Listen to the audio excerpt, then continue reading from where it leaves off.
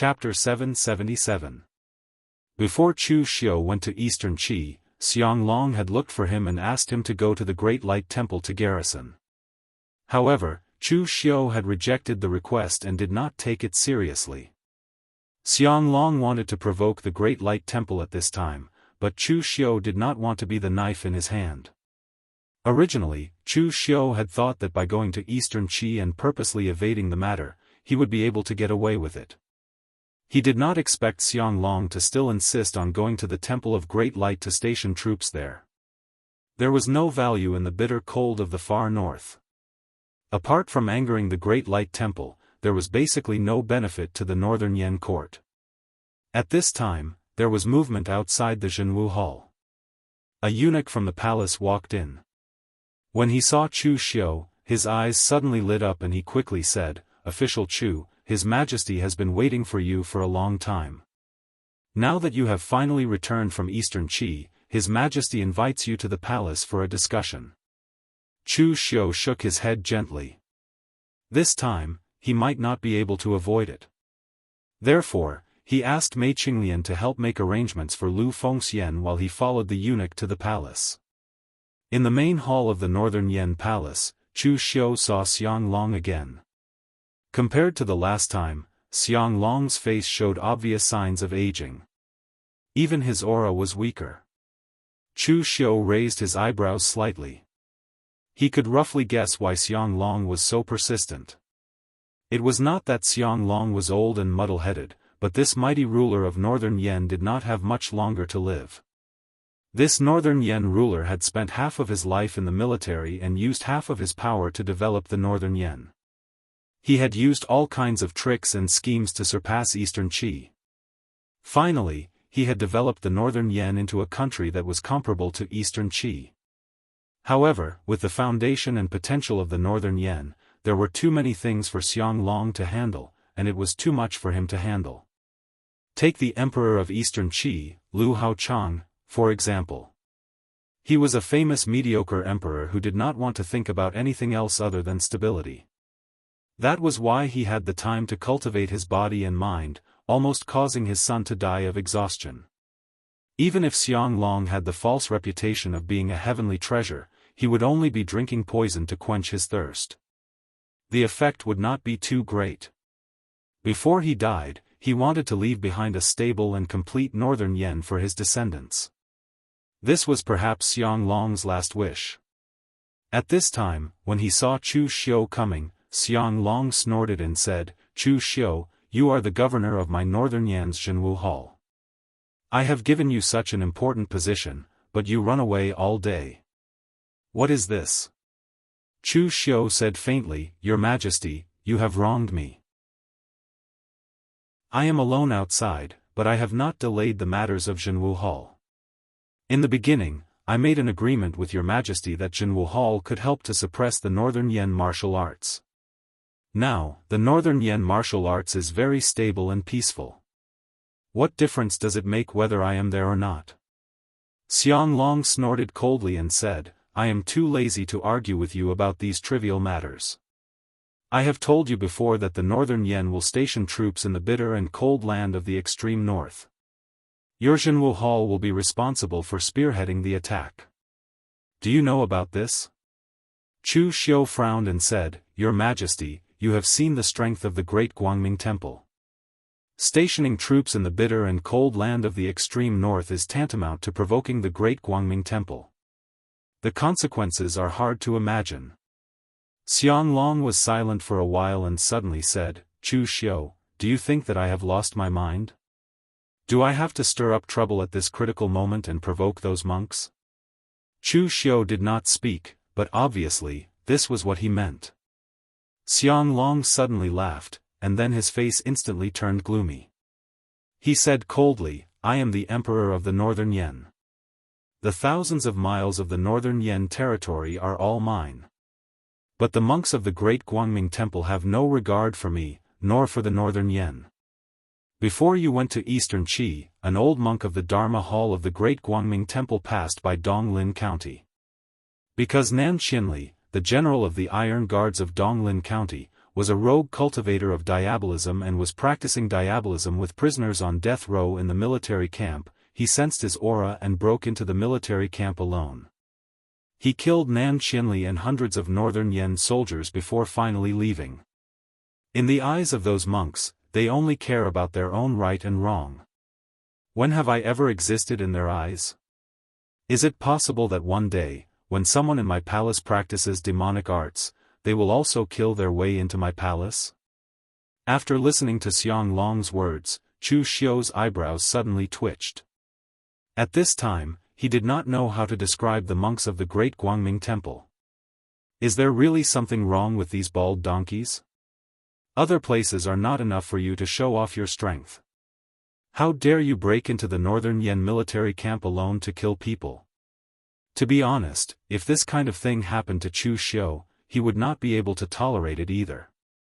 If the monks of the Great Guangming Temple had the intention, the imperial court could still negotiate with them to find out what the conflict was between the two sides. But the problem was that the old monk of the Great Guangming Temple did it unintentionally. He only felt that someone was practicing diabolism with human lives. Well, it did not matter if the other party was the general of the Northern Yen, and it did not matter if the other party practiced diabolism with prisoners on death row. In any case, he would be killed. From this point, it could be seen that the monks of the Great Guangming Temple had never taken the Northern Yen imperial court seriously.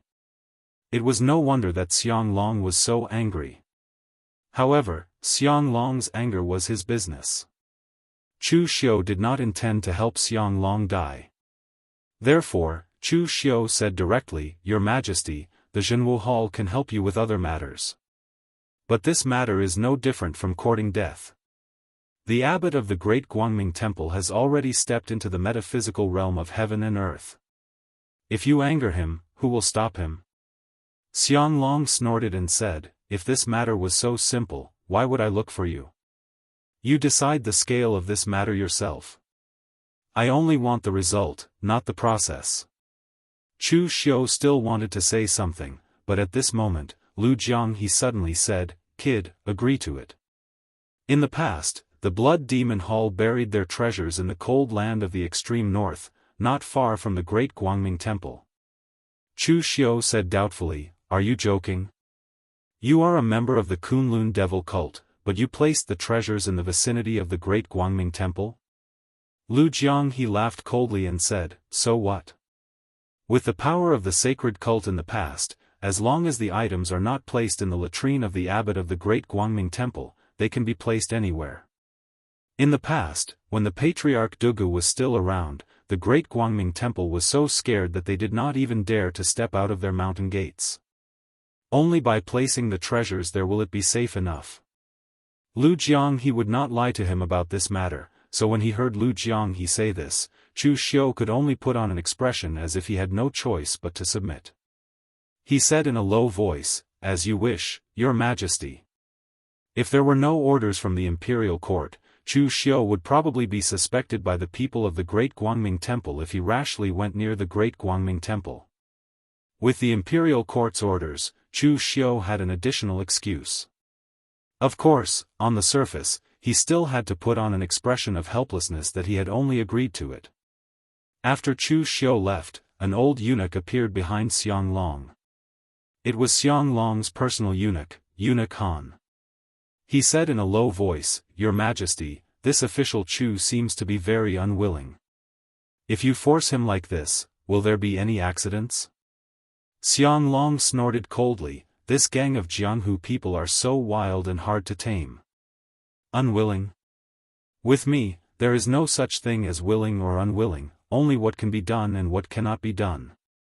At this point, Xiang Long's voice suddenly became softer.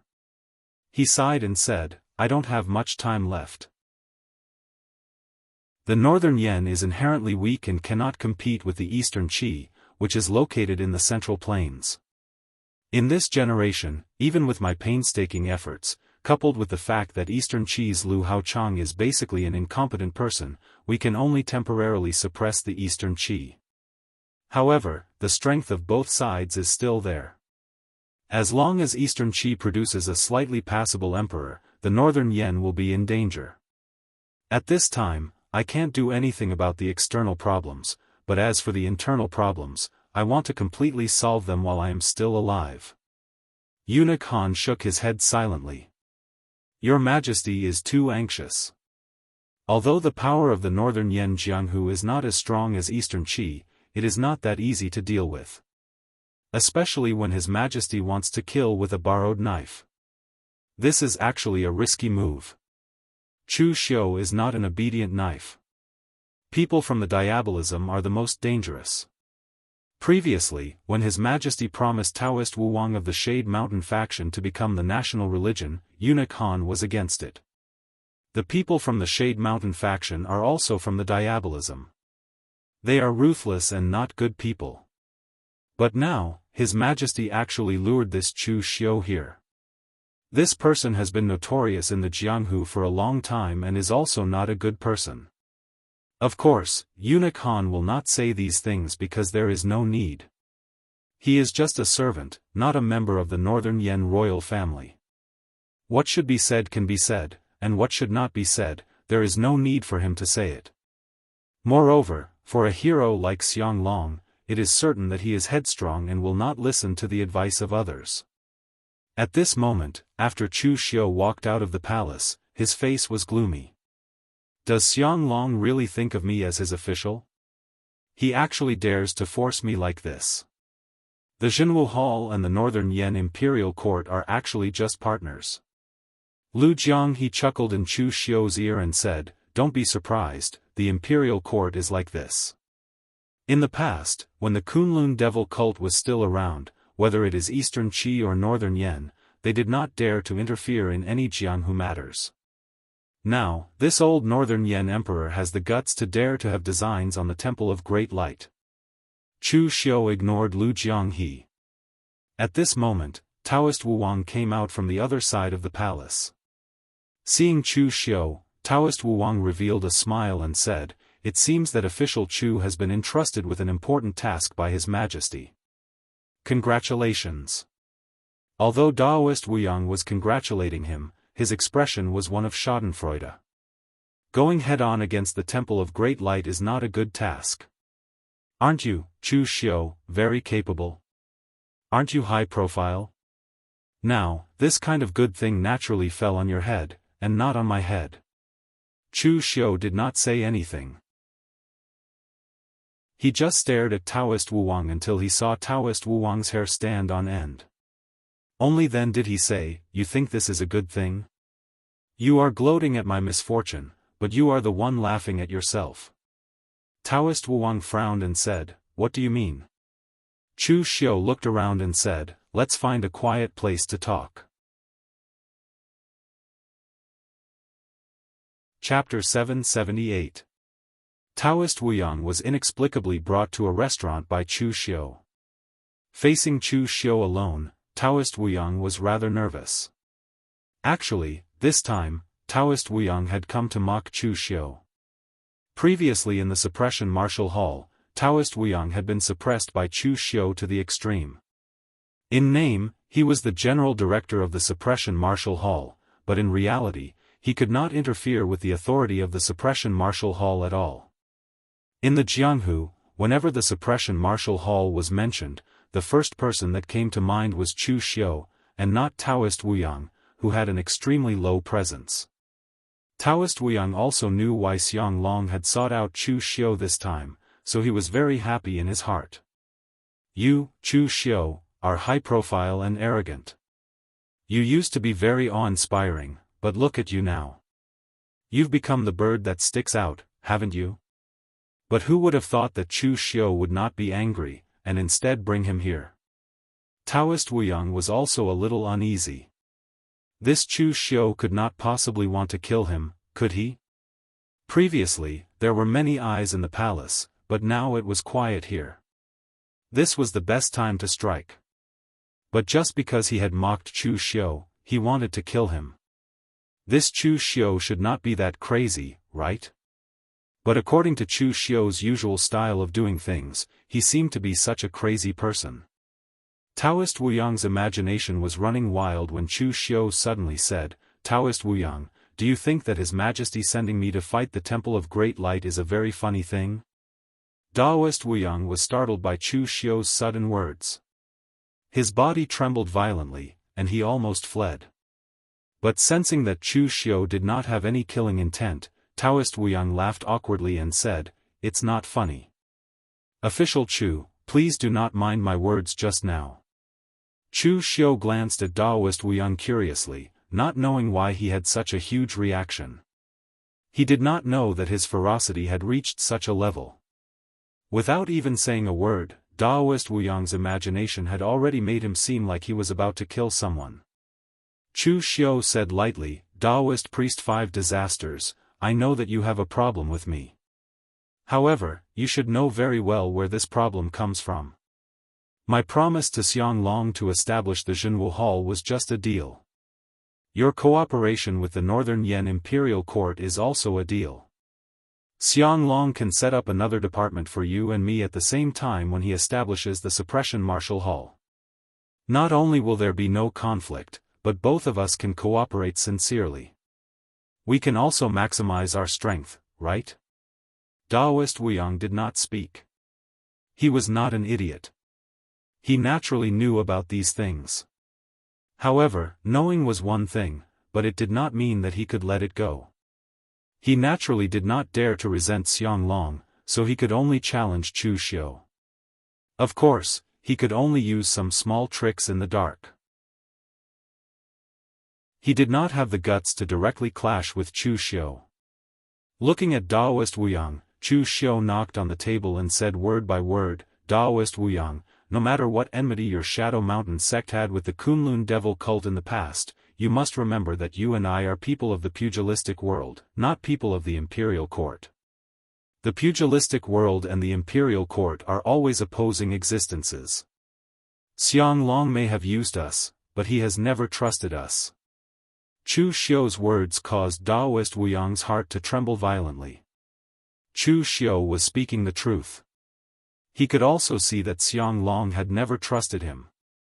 Although he had been by Xiang Long's side longer than Chu Xiu, to Xiang Long, the two were the same.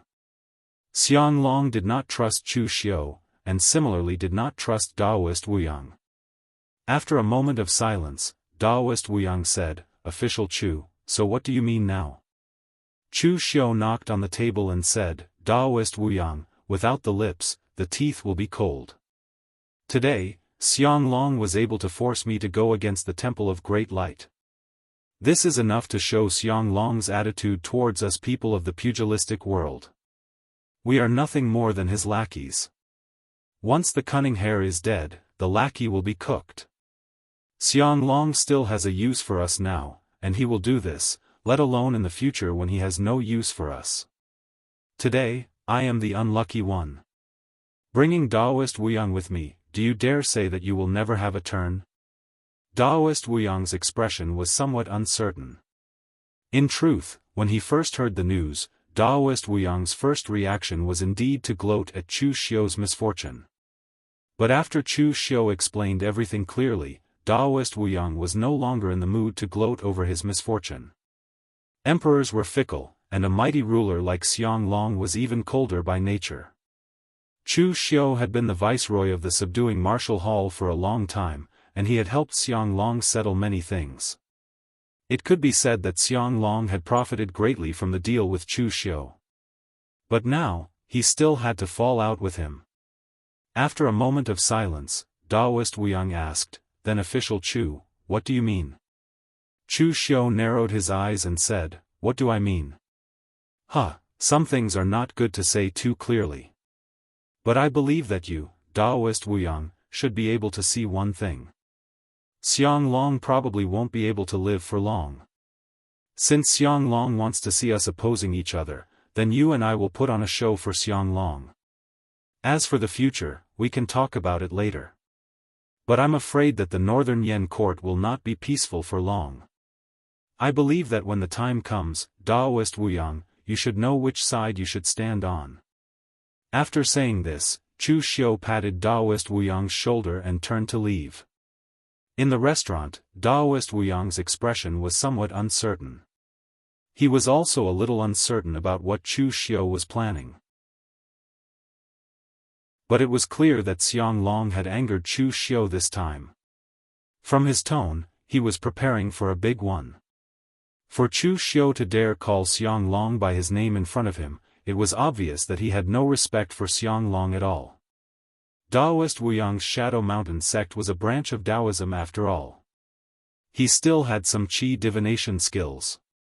He saw Xiang Long a few days ago. At this moment, Xiang Long was indeed haunted by death. Even with those precious treasures, his own aging could not be made up for. When the day of Xiang Long's death came, the northern Yan court would be in chaos. Which side would he stand on? This was a question that was worth pondering. Of course, for now, Daoist Wuyang was very much in agreement with what Chu Xiu said. Right now, they were on the same side. They could put on a show on the surface, but they could not really kill each other on the inside. After returning to the Jianghu hall, Mei Qinglian wanted to ask Chu Xiu what Xiang Long had said to him. Chu Xiu waved his hand and said, "Gather everyone. Let's go to the meeting hall to discuss." After a quarter of an hour, all of Chu Xiu's trusted elites had gathered in the Jianghu hall. Mei Qinglian and Pang who were there. Tangya and the other old men under Chu Xiu, as well as Zhao Qingping and the others from the Immortal clan were also there. Moreover, Lu Fengxian had also brought Shui Wuxiang and the other three here. Originally, Mei Qinglian did not call Lu Fengxian. However, Lu Fengxian was in the Jianghu hall. He thought that something had happened, so he followed to see if he could help. Everyone knew the relationship between Lu Fengxian and Chu Xiu, so they did not say much. Looking at the crowd, Chu Xiu said in a deep voice, "Just now, Xiang Long asked me to go over and force the Jianghu hall to take action to deal with the Great Light Temple. He wanted to test their bottom line." Mei Qinglian frowned and said, "What is Xiang Long thinking? Provoking the Great Light Temple at this time, is he courting death?" Chu Xiu sneered and said, "Of course, Xiang Long knows that this is courting death. Therefore, he did not send the Northern Yan's national 5 armies, but sent the Jianghu hall. Why? It's just to drive the tiger to swallow the wolf. The national 5 armies are Northern Yan's own people, while we are outsiders. Most importantly, we belong to the Immortal clan. Once something happens to me, will the Immortal clan let it go? At that time, the Northern Yan imperial court does not need to do anything. The Immortal clan itself will fight with the Great Light Temple. Even if both sides are not destroyed, their vitality will be greatly damaged. Anyway, no matter how you look at it, the Northern Yan imperial court will benefit." Pang Hu rubbed his head and sneered, "Like I said, that old thing Xiang Long is not a person who is easy to get along with. Cooperating with him is like asking a tiger for its skin." "Chu Xiu, why don't you just bring the Jianghu hall and rebel against the Northern Yan? The Qilian stockade will still follow you. In this Northern Yan land, the power that we can create together will not lose to the 36 northern bandits of the past." Chu Xiu shook his head and said, "Rebel against the Northern Yan imperial court? During this period of time, I have led the Jianghu hall to help the Northern Yan imperial court suppress so many sects in the pugilistic world. These are all achievements and foundations. If I leave now, won't there be nothing left? Even if I want to leave, I can't just leave like this. Otherwise, won't we suffer a great loss?" Mei Qinglian frowned and said, "What can we do if we don't leave? Are you really going to go against the Great Light Temple?" Chu Xiu said, "We'll talk about the Great Light Temple in the future. For now, all of you should be careful and try to maintain your strength. Don't get into conflict with the imperial court. The same goes for Taoist Wuyang's people. Also, I would like to meet with Senior Wei to discuss some matters." Mei Qinglian asked, "What is it?" Chu Xiu squinted and said, "I want to ask old Senior Wei if he has any plans to let the Immortal clan settle down in the Northern Yan. After drifting for so long, the Immortal clan should have a stable base." They don't have to hide underground. Hearing Chu Xiu say this, Mei Qinglian was shocked. What was Chu Xiu planning to do? Was he going to rebel? The Yinma clan had a special identity. Even if the Yinma clan surrendered to him, Xiang Long would not dare to accept them. Otherwise, wouldn't the northern Yen become a den of demons? As for Chu Xiu, he was a special case. Chu Xiu had always appeared in front of the pugilistic world. It was not until recently that he revealed his identity as a member of the Yinma clan. Moreover, he had fought against the attacks of the Northern Yen and Eastern Qi alliances. He had the right to appear in the pugilistic world openly. Therefore, it was not a problem for Xiang Long to cooperate with Chu Xiu. Although Mei Qinglian knew that Chu Xiu had always been bold, this time, he had actually set his sights on the Northern Yen imperial court. This could not be called bold, it was simply crazy.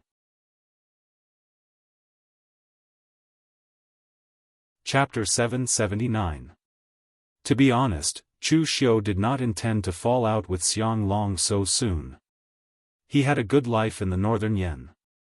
As for the imperial court, he only needed to complete the task given by Xiang Long.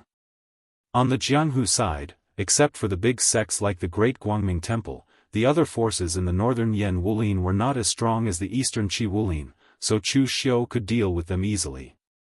Therefore, if there were no accidents, Chu Xiu really wanted to manage the name of the Jianghu Hall well and develop its strength quietly. Even Chu Xiu let the people in the Jianghu Hall perform their own duties and develop various departments. Although it was still a little immature, it was complete. Some specialized in intelligence, although the source and speed of information were not as fast as the wind media of the wind-sweeping building. There were also those who forged weapons, though it took a lot of effort to forge even a single precious weapon. Some refined elixirs, although they could only refine the blood recovery elixir. Although the effect was not satisfactory, at least it was very comprehensive. Under Chu Xiu's command, there was already a complete embryonic force, not only with force. As a result, who would have thought that Xiang Long would play such a trick on him? The rabbit was not dead yet, but he began to plot. This time, because Chu Xiu originally wanted to go to the extreme north to dig the treasure left by Lu Jianghe, he had to agree. But next time, maybe Xiang Long would do something, so Chu Xiu had to prepare early. Because Chu Xiu could not leave the Northern Yen for the time being, after Mei Qinglian informed Wei Shuya came in person. In the secret room of the Jianghu Hall, Chu Xiu bowed to Wei Shuya and said, "Elder Wei, I'm really sorry to trouble you to come here at this time." After the war between the righteous and the devil, Wei Shuya, a true fire expert in the spiritual refinement realm who participated in the war, was almost always in seclusion. It could be considered as recuperating and digesting the gains of the war. This time, when Chu Xiu asked for it, Wei Shuya came in person. It could be said that he had given Chu Xiu enough face. Wei Shuya hammered his thigh and said, "It's fine. I was born to be a laborer. I should move while I can. Otherwise, after a few years, I won't be able to move even if I want to. I heard from Mei last that you were tricked by that brat Xiang Long, and now you want to scheme against the Northern Yen?" Chu Xiu shook his head and said, "It's not about the Northern Yen. It's just that Xiang Long is too cold-blooded. He wants to burn the bridge before crossing it. Since he's heartless, I naturally don't need to talk about morality. Northern Yan Xiang Long was indeed worthy of his title as a hero. With him around, even if I wanted to cause trouble in Northern Yen, I wouldn't have the ability to do so. But now, as far as I know, Xiang Long doesn't have much time left. My lurking devil clan might have a chance to take over Northern Yen." Wei Shuya frowned and thought for a moment. If Xiang Long dies, the Northern Yen will fall into chaos for a while. But the Northern Yan's royal family isn't weak either. Moreover, although the princes of the Northern Yen aren't as strong as Xiang Long, they aren't too weak either. The chaos will only last for a while. Eventually, peace will return. So, there aren't many opportunities for us to intervene. Chu Xiu said lightly, under normal circumstances, that would be the case. But if we intervene, the Northern Yen won't just be in chaos for a while. Wei Shuya was stunned for a moment, then laughed. I almost forgot. You're still the one who's cunning. You should be the best at this kind of thing. Wei Shuya's comment on Chu Xiu's cunning wasn't meant to scold him. In the demonic path, it was a compliment. Otherwise, he wouldn't have praised Chu Xiu for being cunning, but for being kind. Wei Shuya waved his hand. I'll leave the thinking to you youngsters. This old man is old, and my brain can't keep up. I won't meddle in this. As long as you're confident, it's fine. Whatever you want to do, just tell me. Chu Xiu said, Xiang Long isn't dead yet, but we need to make preparations on our side. I only have one request for you to come here, and that is for you to use your connections to secretly gather the people on your side or those who are on good terms with you to the Northern Yen Kingdom. Let me think of a way to secretly insert them into the Northern Yen Kingdom's imperial court. These people don't need to do anything for the time being.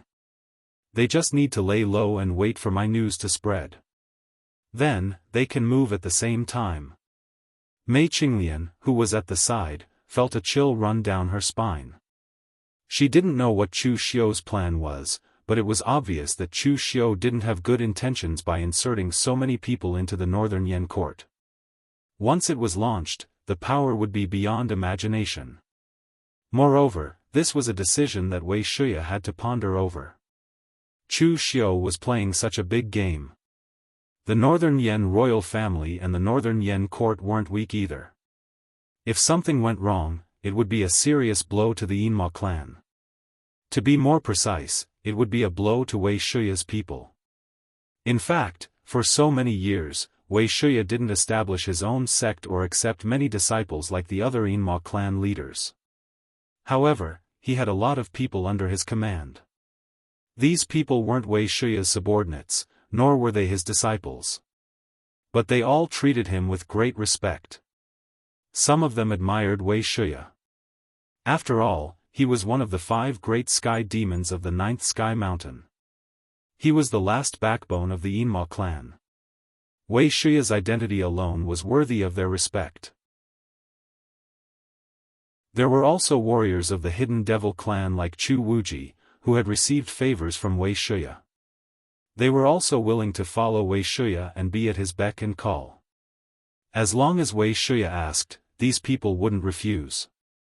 However, it was precisely because of this that Wei Shuya had to be extremely cautious when it came to such a big matter.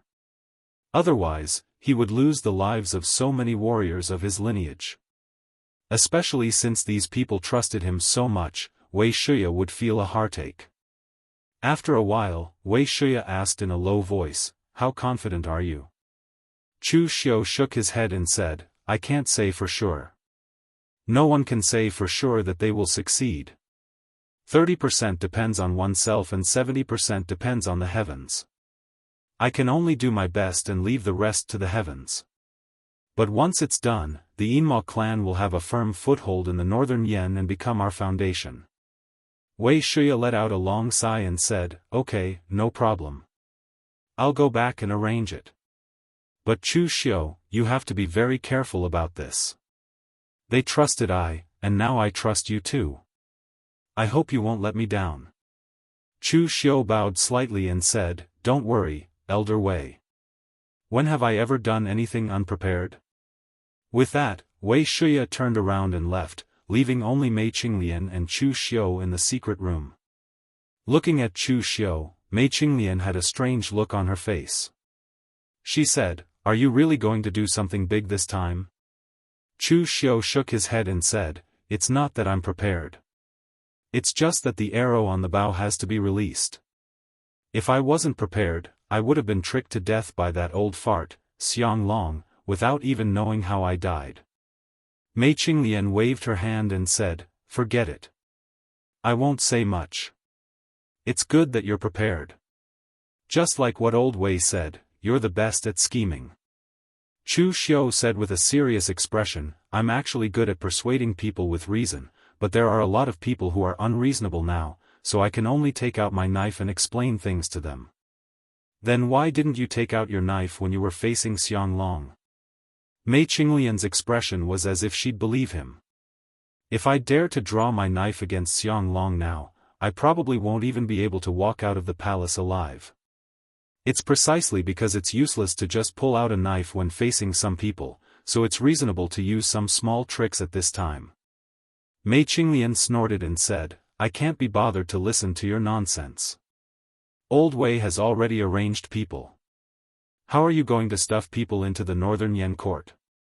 Chu Xiu said in a deep voice, I don't have the slightest foundation in the Northern Yan court. Other than stuffing people into the Jianghu hall, I can't do anything else. So I need someone else to handle this matter. Who? Xiang Wu and a prince. Chu Xiu didn't even think before he spoke. It was obvious that he had already come up with a countermeasure. Mei Qinglian frowned and said, Xiang Wu? The guy who likes to eat bananas? I remember he's also from the Northern Yan royal family. Is he reliable? And which prince are you talking about? How can you be so sure that those princes will listen to you? Chu Xiu said in a deep voice, if Xiang Wu isn't reliable, he wouldn't be able to become the great general of the West Hill Army. As for which prince it is, I still need to test them one by one. But I believe that almost all the princes want to sit on the dragon throne. And among these princes, there are many who have resentment towards Xiang Long. Anyway, I'll test them one by one and find a suitable candidate. After explaining to Mei Qinglian, Chu Xiu prepared to go to Xiang Wu first. Xiang Wu and Chu Xiu had a deep cooperation. In the beginning, Xiang Wu helped Chu Xiu to stop the Huangfu old ancestor. After that, Chu Xiu also cooperated with Xiang Wu. He helped Xiang Wu obtain the trade route of the giant spirit gang and helped him support the soldiers under him. Most people would feel that Xiang Wu wasn't very reliable after seeing him, just like Mei Qinglian. But in fact, Xiang Wu was a person who could see things more clearly than anyone else. He was also very steady in doing things. An unreliable general without the slightest ambition would not always think about fighting for the interests of his soldiers. When Chu Xiu went to see Xiang Wu, he specially bought a basket of bananas as a gift. He knew that Xiang Wu liked bananas. But it was quite difficult to buy in Northern Yan. Chu Xiu had people search half of Yanjing before finding it. When he arrived at Xiang Wu's mansion, Chu Xiu found nothing. The servant said that Xiang Wu was in the barracks outside the city. When Chu Xiu turned around and came to the barracks, Xiang Wu seemed to have already heard the news. He was waiting at the gate in advance. When he saw Chu Xiu coming over with bananas, he directly took it and scolded, "Why did you bring anything? Official Chu, you are really treating me like an outsider."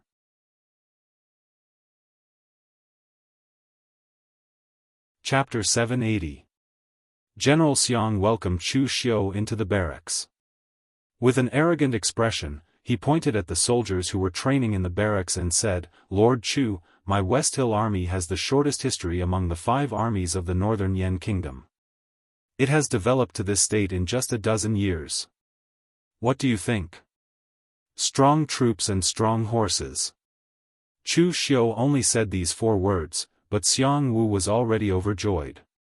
To him, these 4 words were the best compliment he could receive. Moreover, Chu Xiu was not praising Xiang Wu ideologically, but the West Hill army under Xiang Wu was really not weak. Although the people of Jianghu and the warriors of the military both practiced martial arts, their paths were completely different, especially in the early stage. Most of the martial arts practiced by the people of Jianghu in the early stage were used for one-on-one combat, so their development was more comprehensive.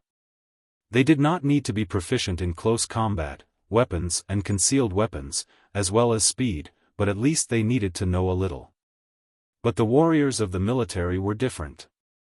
The military did not have the time to wait for a martial artist to fully develop, so the martial artists who came from the military only cultivated two things. One was to train their muscles and bones, temper their bodies, and the other was to cultivate those single but extremely powerful killing skills. There were tens of thousands of people fighting on the battlefield, so it was useless to learn those messy martial arts skills. As long as they had a killing skill, it was enough. At the moment, the warriors of the West Hill Army under Xiang Long were gathered together. Their qi and blood were surging, and their killing intent was soaring. It could be said that they were all elites. After bringing Chu Xiu into the tent, there was also a fair-faced, middle-aged warrior who looked like a Confucian scholar. Chu Xiu said softly, "I have something secret to discuss with you, Marquis." Xiang Wu waved his hand and said, "Official Chu, just say it. This is Yin Luohua, my trusted subordinate. No matter how big the secret is, there is no need to hide it from him. Come to think of it, old Yin and official Chu know each other. When official Chu first made a name for yourself in East Yen, old Yin was stationed there as a general." Yin Luohua smilingly cupped his hands towards Chu Xiu and said, "I've known official Chu for a long time. Back then, I already felt that official Chu was extraordinary. Now, it seems that I really have a good eye for people. Lord Yin is too polite." Chu Xiu gently raised his eyebrows and cupped his hands towards Yin Luohua. What he wanted to say was too sensitive, and he didn't want others to hear it. However, since Xiang Wu has made Yin Luohua stay here, I, Chu Xiu, cannot drive her away.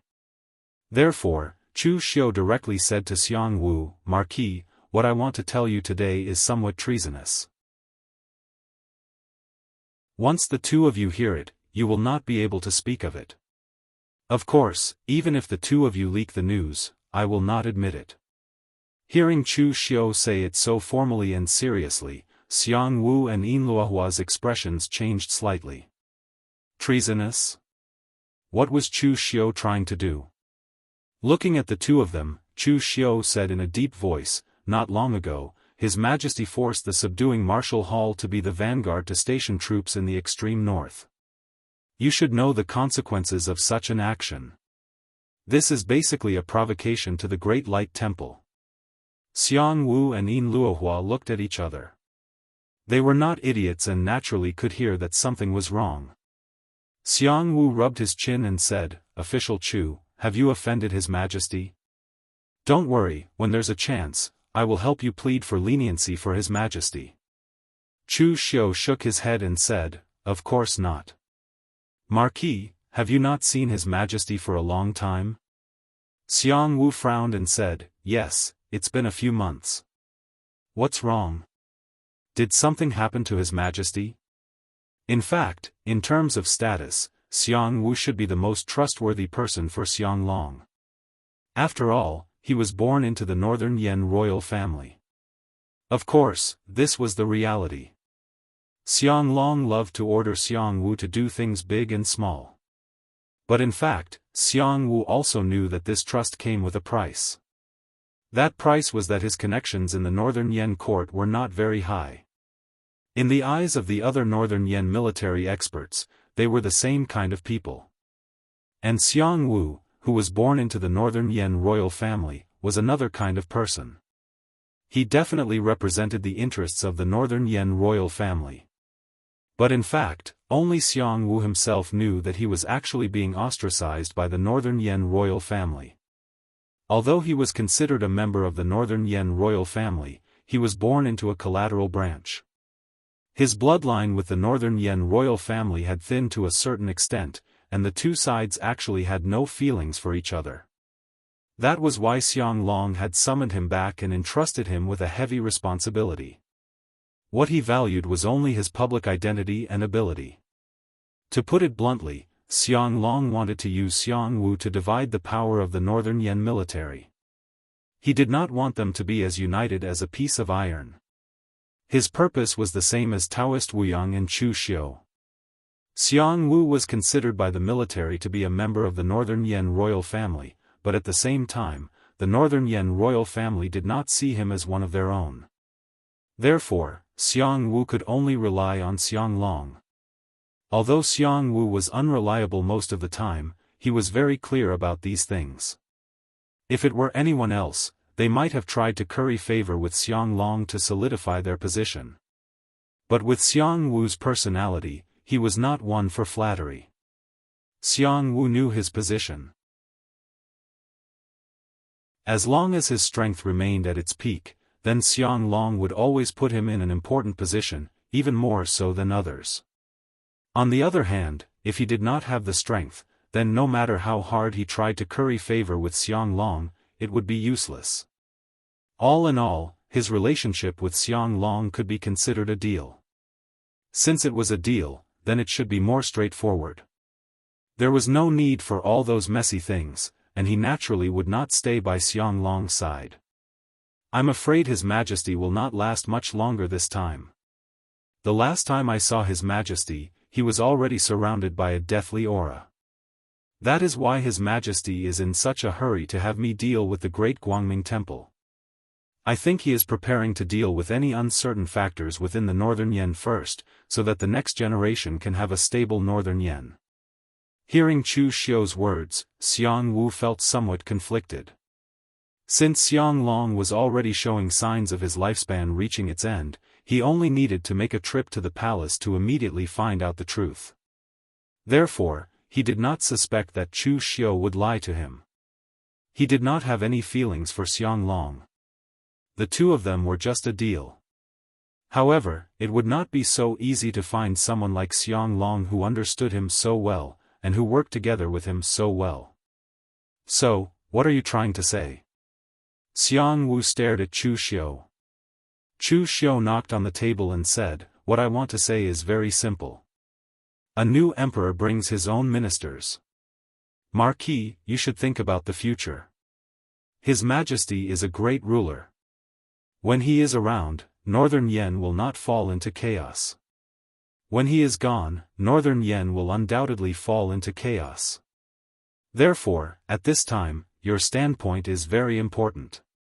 But Marquis, your standpoint now is on His Majesty's side. When His Majesty leaves, where are you going to stand? It seems that Marquis, you have no relationship with any of the princes. His Majesty will not allow you to contact any of the princes now." The smile on Xiangwu's face gradually disappeared. Yin Luohua also looked at Chu Xiu with a strange gaze. This person really dared to talk about when the Northern Yen Emperor Xianglong would die in Yanjing City. This question was really a sensitive one. In fact, Yin Luohua had also mentioned this to Xiangwu, asking him to manage his own power and not just limit it to the West Hill Army. When His Majesty was still around, Xiangwu could do whatever he wanted. But once Xianglong was gone, the new emperor might not tolerate Xiangwu, nor might he understand the value of Xiangwu's existence. At this time, only strength and power could really protect oneself. Xiangwu narrowed his eyes and said, "Then what do you mean? Are you saying that you want me to stand on your side?" Chu Xiu shook his head and said, "Marquis, please don't joke. Even if I change my surname to Xiang, I can't become the Northern Yen Emperor. I just want to temporarily ally with you, Marquis, just in case. The Jianghu Hall's power is in the open, but there is still a part of the Yinma clan's power hidden in the dark. So I want Marquis to help me put these people into the Northern Yen court. Any position is fine, just not particularly important." Hearing Chu Xiu's words, Xiangwu's face suddenly darkened. He said coldly, "You want to rebel?" Chu Xiu's expression did not change. He said, "I can't start a Northern Yen rebellion. There is the Northern Yen royal family holding the fort, and there are so many experts in the court and military. If I want to overthrow the Northern Yen, do you think these people are enough? As I said, this is just in case. Marquis, don't forget, no matter when, one's own strength is fundamental." With that, Chu Xiu stood up and said, "Marquis, after I say these things today, I will not admit it again. I will give you some time to consider.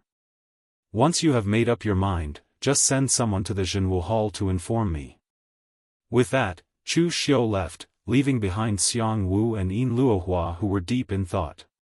When Chu Xiu walked out of the military camp, Lu Jianghe suddenly said, "Boy, do you think that guy will agree to your conditions? Don't forget, that guy's surname is also Xiang. Why did the big sects and families of the past spend so much effort to hunt down the holy sect and the sects that are related to us? They are afraid that we are connected to each other and will do something." Chu Xiu narrowed his eyes and said, "Yes, his surname is Xiang, but it is not the Xiang of Xiang Long. Although he is said to be from the remote royal family, Xiang Wu does not have much sense of belonging to the northern Yan. We have a choice, but Xiang Wu has no choice.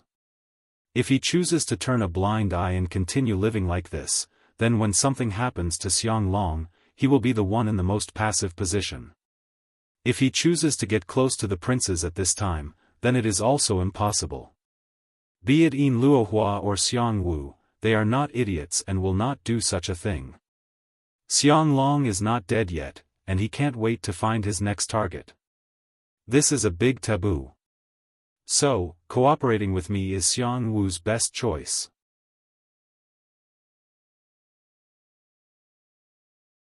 Chapter 781. Xiang Wu's choice was important to Chu Xiu, but it was also not important. Xiang Long was not dead yet, so Chu Xiu still had time to arrange a lot of things. Even if Xiang Wu did not choose to join forces with him in the end, he would certainly not continue to be a loyal subject to Xiang Long. It should be said that from the beginning, Xiang Wu was not a foolishly loyal person. Otherwise, he would not have come to Chu Xiu to ask for the giant spirit gang's business route. After leaving Xiang Wu's place, Chu Xiu was also ready to test the attitude of the northern Yan princes. However, Chu Xiu was not familiar with them, so it was a little sensitive to meet them rashly. Everyone knew that Chu Xiu and Xiang Wu had a good relationship. Both sides had always been in contact, so it was not a big deal even if Xiang Long knew that Chu Xiu was going to meet Xiang Wu at this time. However, if Chu Xiu rashly went to meet the other princes, it would be a little sensitive. Therefore, Chu Xiu still needed to borrow Lu Fengxian. He brought Lu Fengxian with the excuse of finding them to find an identity for Lu Fengxian in the northern Yan court. This excuse was very good. After all, everyone knew that Lu Fengxian was Chu Xiu's good friend. Chu Xiu was not willing to let Lu Fengxian join the Jianghu Hall as a subordinate and find an official position for him. This was also very normal. After hearing Chu Xiu's plan, Lu Fengxian agreed without thinking. However, on the way, Lu Fengxian said to Chu Xiu, "Brother Chu, now I know that it is really not easy for you to accumulate such a strong family business and to win the position you have now. You have to scheme everywhere. However, Brother Chu, don't you feel that it is very tiring to do this? You only have one life, why do you force yourself like this?" Lu Fengxian and Chu Xiu had known each other for a long time. At that time, both of them could only be said to be nobodies. And now, the one who was known by the people of the Jianghu was the young Marquis Wan, who was infatuated and had no regrets. He was one of the most dazzling heroes of the younger generation. The other one was Chu Xiu, who was comparable to the older generation of martial artists. He was ferocious and powerful, and he already had a faint demonic aura. It could be said that Lu Fengxian had personally witnessed Chu Xiu walk step by step to the current realm. Along the way, Chu Xiu had almost wandered between life and death several times. Therefore, she was very puzzled as to why Chu Xiu still had to scheme in such a way, even to the extent of physical and mental exhaustion. Chu Xiu shook his head and said, "It's not that I'm forcing myself, but the world is forcing us to move forward. In the chaotic world of Jianghu, if you don't kill people, people will kill you. If you're a step slower, people will surpass you by 2 steps. Everyone wants to be free and unfettered, but unless you hide in a desolate place and go into seclusion, where there are people, there will be Jianghu. How can you be free and unfettered? And in my opinion, going into seclusion in such a place isn't really free and unfettered. It's just escaping and putting yourself in a cage. There's no meaning to it. Brother Liu, it's been so many years, do you still not understand? There are no good people in this Jianghu. Even if it's a few famous chivalrous grandmasters, their unintentional actions can cause even greater disasters. Once a hero draws his sword, it's another 10 years of calamity for the common people. In this Jianghu, it's impossible to truly stay out of it. Just like Brother Liu this time, why did the Yunu Palace and Yan Fian dare to scheme against you and not me or Ingbailu? Because they didn't dare. If they dared to scheme against Ingbailu, the Shangshuaying clan would dare to make the Yunu Palace disappear from the Jianghu the next day. If the Yunu Palace dared to scheme against me, I will let them know what is more terrifying than death. On the other hand, the price they have to pay for scheming against Brother Liu is much smaller. So sometimes, it's not that I want to fight, but the way of the world, you and I have no choice but to fight. Lu Fengxian looked at Chu Xiu and was at a loss for words. Originally, he wanted to persuade Chu Xiu, but in the end, he was persuaded by Chu Xiu. But there was nothing he could do. In terms of eloquence, he wasn't as nimble as Chu Xiu. Moreover, the matter with the Yunu Palace was indeed handled foolishly. This would probably become a black mark of his life, and people would use it to criticize him whenever they met. Knowing that he couldn't persuade Chu Xiu, Lu Fengxian didn't try to persuade him anymore. As a good friend, most of the time, it didn't matter what you said, but what you did. This time, Chu Xiu took the initiative to come to the sword welcoming conference to save him. In the future, even if Chu Xiu really wanted to rebel, Lu Fengxian would still dare to stand up to the Northern Yan Imperial Court. The first person Chu Xiu brought Lu Fengxian to look for was the 13th prince of the Northern Yan, Xiang Chong.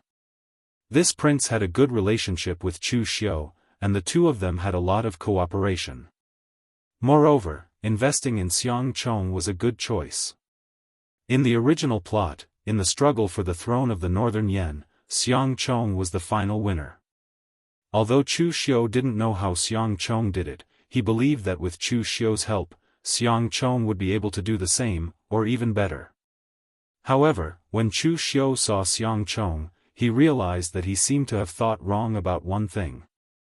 Xiang Chong was still very polite to Chu Xiu.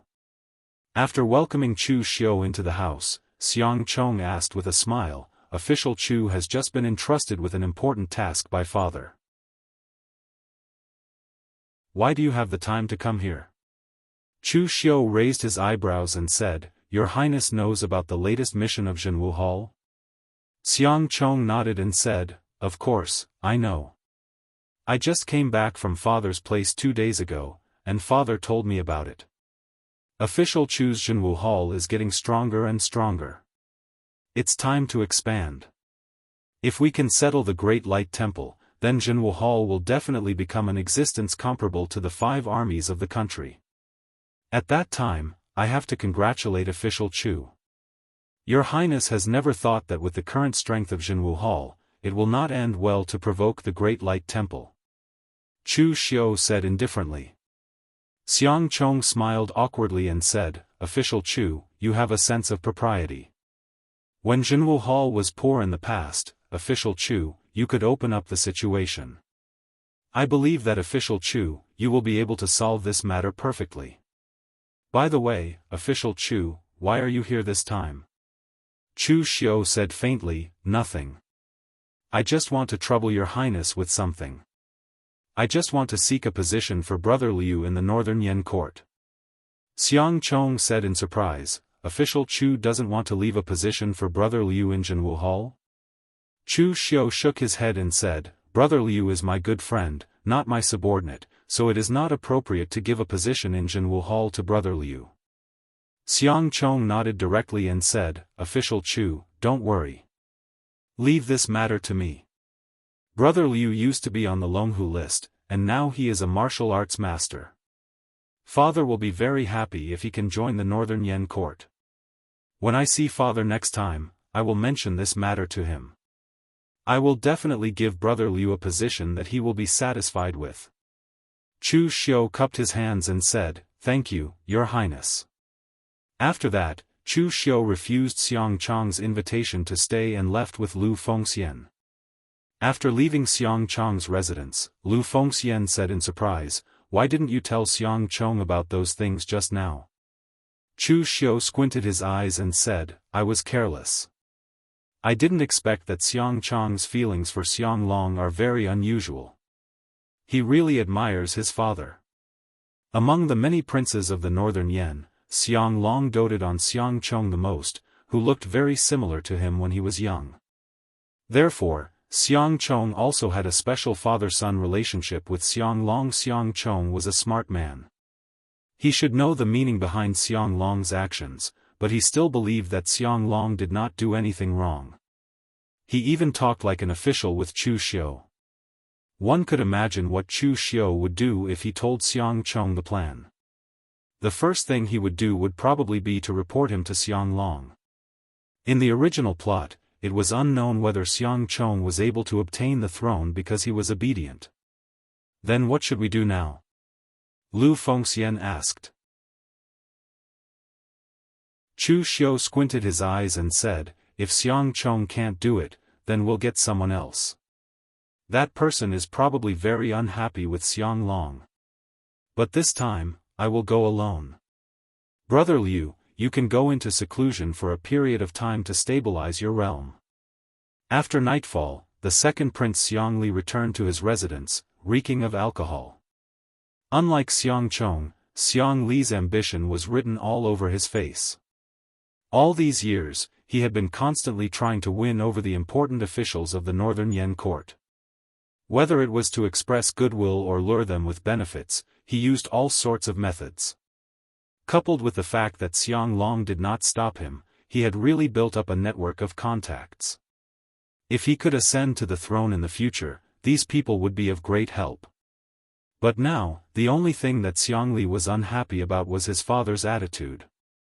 Among so many princes, in terms of ability, who could compare to him?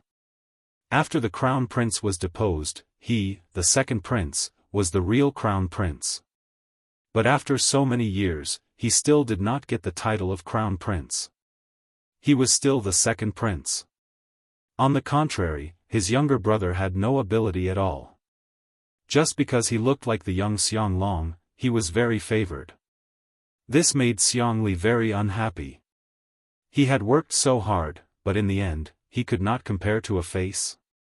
As he thought of this angrily, he subconsciously pushed open the door and suddenly saw a black figure sitting in the room.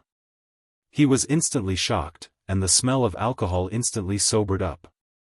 Just as he was about to shout, he felt an extremely powerful aura shrouding his body, causing him to swallow his words. "Second prince, I mean no harm.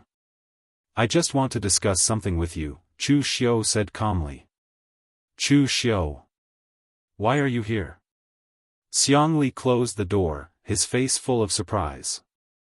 At the same time, he cursed the consecrator of the prince's residence. For princes like Xiang Li, of course, with his high status and strength, there would be a grandmaster consecrator of the northern Yan royal family consecrator in the prince's residence to prevent any accidents. In the end, Chu Xiu had already snuck into his house, but that grandmaster consecrator was still sleeping soundly. Who was it? Chu Xiu was too strong, or that consecrator was too useless? Looking at Xiang Li, Chu Xiu said word by word, "I am here to help second prince fight for the throne."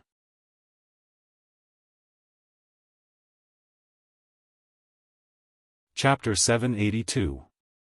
Xiang Li looked at Chu Xiu in bewilderment. What did Chu Xiu just say? Help him fight for the throne? But isn't he 13th prince's man? Xiang Li couldn't help but sneer, "Isn't my 13th brother a little too naive? He actually sent you to play such tricks. Do you think I'll believe him?" Xiang Li couldn't be blamed for his suspicions. After all, he had a grudge with Chu Xiu. In the past, Xiang Li had tried to win over the Morgue Manor, but before he could succeed, the manor was completely destroyed by Chu Xiu. Later on, Chu Xiu befriended Xiang Chong, and it was all thanks to Xiang Chong that Chu Xiu could become the governor of the Northern Yan's Martial Suppression Hall. Therefore, Xiangli subconsciously thought that Chu Xiu was sent by his brother to sow discord. Chu Xiu shook his head, "It doesn't matter whether you believe me or not. What's important is that second prince, you need to grasp every bit of power you can. Otherwise, the throne will not be yours in the future." Xiangli sneered, "What a joke. If you say it's not mine, then it's not mine. I am the Northern Yan's second prince. In terms of succession, my 13th brother is still far behind." Chu Xiu said indifferently, "But you still haven't been appointed as the crown prince." Anger flashed across Xiangli's face. This was the biggest sore spot in his heart. "I've been in power for more than 10 years compared to my 13th brother. Whether it's in the court or in the pugilistic world, my power is stronger than his." Chu Xiu still said indifferently, "But you still haven't been appointed as the crown prince." Xiangli shouted, "I've been assisting Imperial Father in handling some royal affairs. What does Xiang Chong know? He only knows how to fool around with some ignorant pugilistic people. How insolent." Chu Xiu still said indifferently, "But you still haven't been appointed as the crown prince." Xiangli was about to go crazy, "Can't you say something else?" Chu Xiu shook his head and said, "No, because this sentence is the key. You are stronger than your 13th brother in every aspect, and you even have the advantage in terms of age and status, but you still haven't been made the crown prince. In fact, when you were fighting with Xiang Chong, Xiang Long even helped him. Don't you know what this means? In the eyes of others, your advantages are your advantages, but in Xiang Long's eyes, your so-called advantages are not even worth a fart. No matter how great your advantage is, it cannot be greater than Xiang Chong's face. That face is almost exactly the same as Xiang Long's when he was young.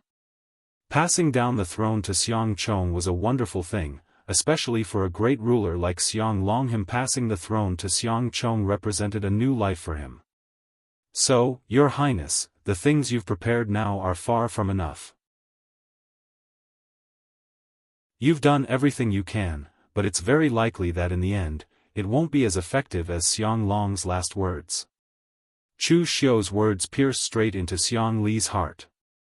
He also knew about these things, but he had never spoken about them in front of outsiders. Why did he put in so much effort to suppress Xiang Chong? It was all because of Xiang Long's unfairness. He had done so much and prepared so much, but in the end, the ownership of the throne was still unclear. This made Xiangli feel as if he had wasted all these years. Everything he had done was of no use at all. After a moment of silence, Xiangli said, "You have a good relationship with my 13th brother. Why are you helping me now? According to what you said, if you help my 13th brother, won't your chances of seizing the throne be higher than mine?" Chu Xiu said lightly, "It's very simple. I've fallen out with His Majesty. You should know about the incident at the Great Light Temple. His Majesty is indeed a great ruler of his generation. He's quite skilled at using such tactics." Xiangli had also heard about this incident. At that time, he had even secretly mocked Chu Xiu. However, Xiangli still asked doubtfully, "What does falling out with father have to do with whether you help my 13th brother or not?" Hearing Xiangli's question, Chu Xiu also shook his head slightly. This second prince's brain was not very bright. There were some things that he still did not understand. It was no wonder that Xiang Long did not give him the position of crown prince. If Xiang Li's ability was so outstanding that he could beat all the princes, then no matter how much Xiang Chong looked like Xiang Long, he would not be a threat to the second prince's position. Chu Xiu said calmly, "My relationship with Xiang Chong is not bad, but I'm still an outsider. At a time like this, Xiang Chong doesn't even dare to speak up for me. What else can I count on him?" Xiangli thought about it and suddenly laughed coldly. "Chu Xiu, don't forget that my surname is also Xiang. Here, you are also an outsider." Chu Xiu raised his eyebrows and said, "That's very good. When Xiang Chong ascends the throne, see if he will remember that your surname is also Xiang. We were born from the same root, so why rush to destroy each other? In the struggle for the throne in the past, brothers killed each other. I don't need to say that kind of cruel methods. Your Highness, you should also know that. Xiangli was silent for a while and suddenly said, "How can you help me?" Chu Xiu stood up and said in a deep voice, "How can I help you?" The entire Yinma clan supports second prince to ascend the throne. Is this enough? Xiangli trembled violently. The Yinma clan was a colossus with unfathomable depths. But Xiangli was not an idiot. He said in a low voice, "If I agree, then I will be inviting a wolf into the house." Chu Xiu said lightly, "If you don't agree, then you don't even have the qualifications to invite a wolf into the house. You will be directly driven out of the house. Second prince is of noble character and unquestionable integrity. You value the interests of the northern Yen more than your own future. I will not say anything more. At worst, if I cannot survive in the northern Yen, I will bring the people of Jianghu Hall back to the Guanzhong torture room. Anyway, the Yinma clan is used to wandering. It is not a big deal to move to another place." Just as Chu Xiu was about to leave, Xiangli suddenly said, "I agree." Xiangli's eyes were a little bloodshot and looked a little scary. He knew that Chu Xiu was rushing to cooperate with him with no good intentions. He also knew that he was inviting a wolf into the house. However, he had been longing for the throne for more than 10 years. In the end, he found that his efforts might be in vain. Everything he had thought about before might be a dream. How could Xiangli be willing to accept this? So even if he knew that the cup in front of him was poison, as long as it could quench his thirst, he would drink it without hesitation. Chu Xiu's mouth curved into a smile and said, "Your Highness, rest assured. You will know in the future that you will not regret cooperating with me. But for now, Your Highness needs to help me with one thing. That is to help me arrange some Yinma clan members into the northern Yen court. They don't need a high position, as long as they can move freely in Yanjing City." Xiangli nodded woodenly. Since he had already agreed to Chu Xiu's request, there was no turning back.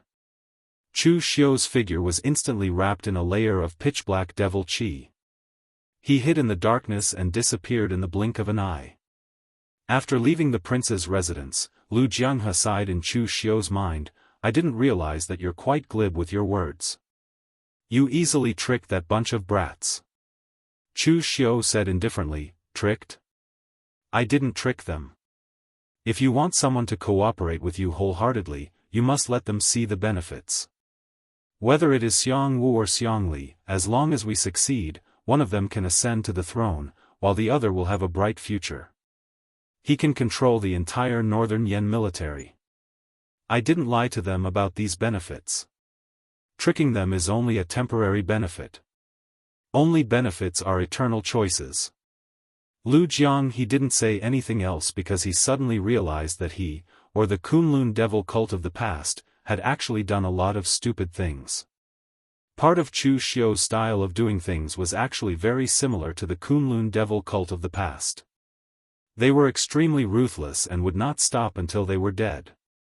But at the same time, Chu Xiu had another style of doing things that the Kunlun devil cult had neglected, and that was to leave a path for others. Using benefits to connect all parties, the one who would benefit in the end would be himself, but he would not stop others from having no way out.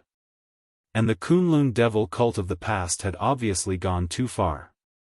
It was to the extent that if the Kunlun devil cult was not destroyed, the other martial arts forces would not be able to make a name for themselves. In this way, when the Kunlun devil cult was destroyed, it was not strange that the major sects could be so united.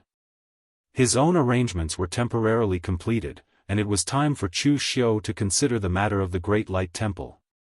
It was a big project to insert the Yinma lineage into the northern Yen imperial court, and it required meticulous work. If it was done too hastily and was discovered by others, it would be terrible. Therefore, during this period of time, Chu Xiu also had to pretend to be a loyal subject for a period of time. For now, he had to deceive the task in front of him. Chu Xiu asked Lu Jianghe, "You said that there are treasures buried near the Great Light Temple.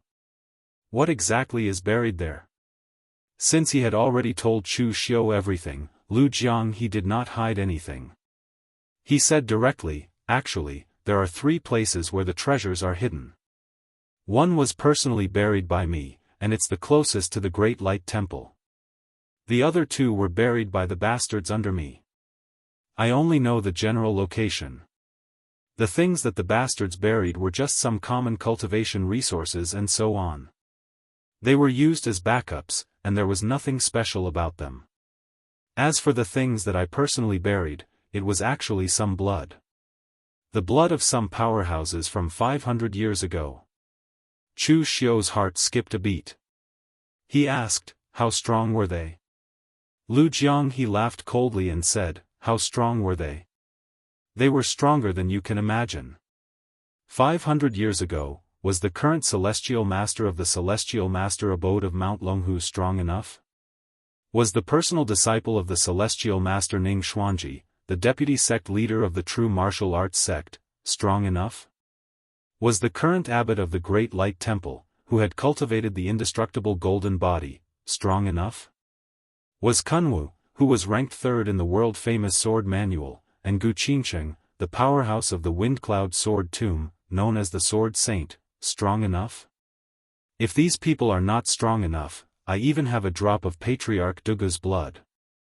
Tell me, is it strong enough?"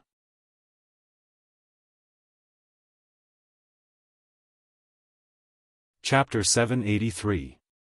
Lu Jianghe really shocked Chu Xiu this time. God knows where he got the blood of so many powerhouses. The people he mentioned should have reached the heaven and earth mystic illumination 500 years ago. The most surprising thing was that he even got a drop of Dugu Weiwei's blood. How did he do it? Moreover, Chu Xiu roughly understood why Lu Jianghe didn't put these things in the Kunlun devil cult but in the outside world. It seemed that there was a drop of Dugu Weiwei's blood among them. This was a bit too taboo. With your strength back then, how did you get the blood of these powerhouses? Chu Xiu didn't care about Lu Jianghe's face and asked directly. Lu Jianghe seemed to be humiliated and shouted, "What do you mean? What's wrong with my strength? Are you looking down on me? My position in the holy sect was second only to the 4 great demon sovereigns." Chu Xiu didn't say anything.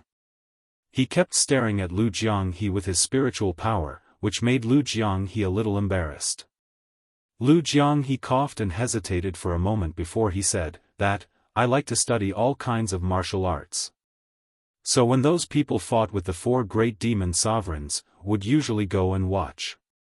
Hearing Lu Jianghe's words, Chu Xiu suddenly realized that this guy was just there to watch and pick up the leftovers.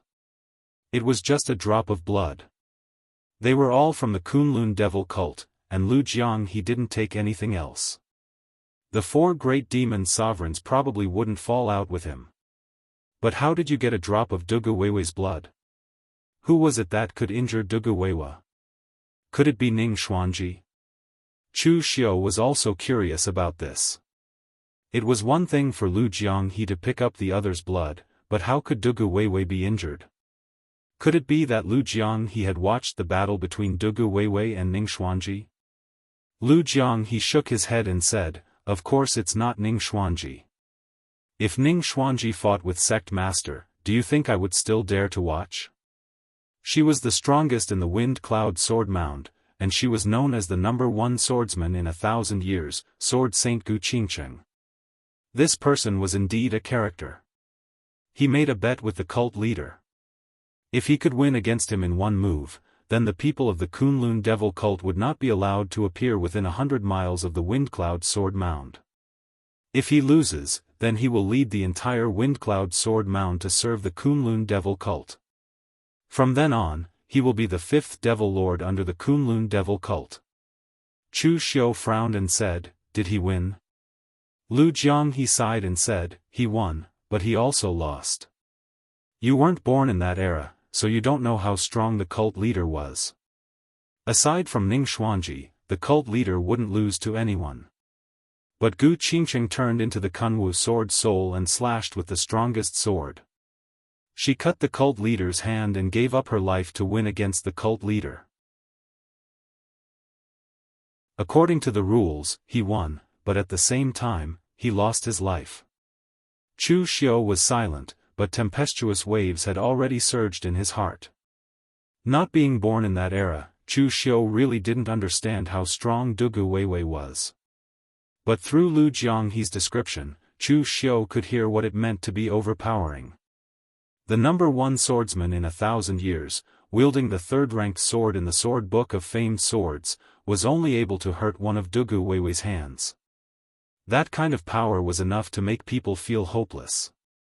Chu Xiu didn't ask about what happened next, because the Windcloud sword mound was still there. In the end, Dugu Weiwei must have kept his promise and not touched the Windcloud sword mound. In fact, this kind of thing was very normal. At Dugu Weiwei's level, he would disdain lying and breaking promises. Right, why did you collect so many elites' blood?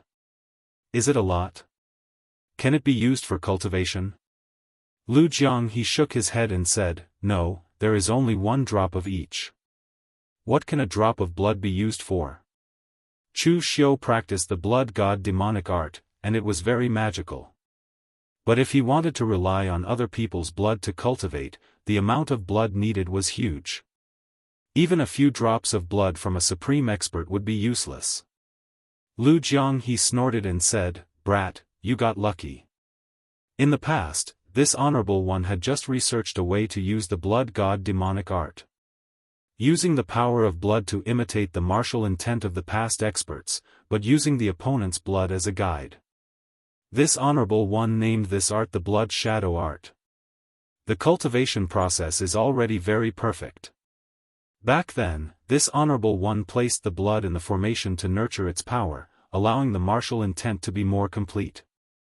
But at that time, before this honorable one went to cultivate, something happened. Now, you got lucky. After 500 years of nurturing, the martial intent in the blood should have been nurtured to the peak. It can be used directly for cultivation. But brat, let me say this first. The blood of the others belongs to you. I don't have a physical body now, so I can't use it. But you have to keep the blood of one of them for me. I can use it. Oh? Whose blood? The 9th Palace Master of the 7 Absolute Palace of Jiansang Mountain. She is also an extraordinary woman. The power of the soul transfer art is not inferior to that guy Nangong Wuming's mental demon rotation art. After the nurturing of her blood is successful, it will help to repair the remnant soul, so this honorable one wants it. Chu Xiu nodded. After all, it was someone else's thing, and he would be embarrassed to take it all. However, he had never heard of the name 7 Absolute Palace.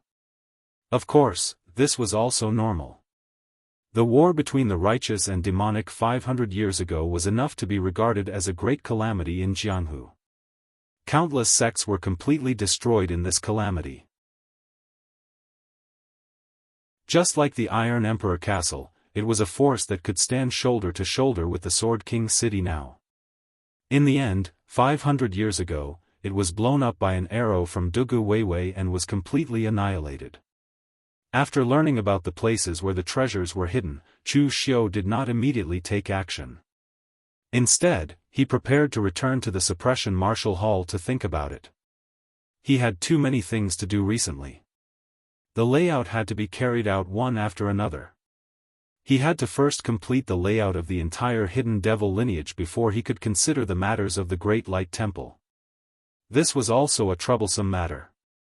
Chu Xiu had to go around the Great Light Temple to excavate Lu Jianghe's treasures. At the same time, he had to complete the task given by Xiang Long. No matter what, it would lead the monks of the Great Light Temple out. Now, Chu Xiu did not want to be the knife in Xiang Long's hand and fight head-on with the Great Light Temple. Therefore, he really needed to think about this matter. After returning to the Suppression Martial Hall, he found that Shen Feiying of the Giant Spirit Gang was also there. After becoming the leader of the Giant Spirit Gang, he understood his position very well. With Chu Xiu around, he could be unscrupulous in the Northern Yen martial arts world. He could even develop the giant spirit gang to a point where it was stronger than when Fang Datong was still around. If Chu Xiu was not around, it was estimated that the meddlesome guys would jump out to find trouble with him. Therefore, he could be said to be the most loyal to Chu Xiu. The relationship between the two parties was one where they would suffer together and the other where they would prosper together. Seeing that Chu Xiu had returned, Shen Feiying quickly walked over and said with a smile on his face, "Official Chu, previously when you stepped into the martial Dao Grand Master realm, the gift I gave you was a little shabby.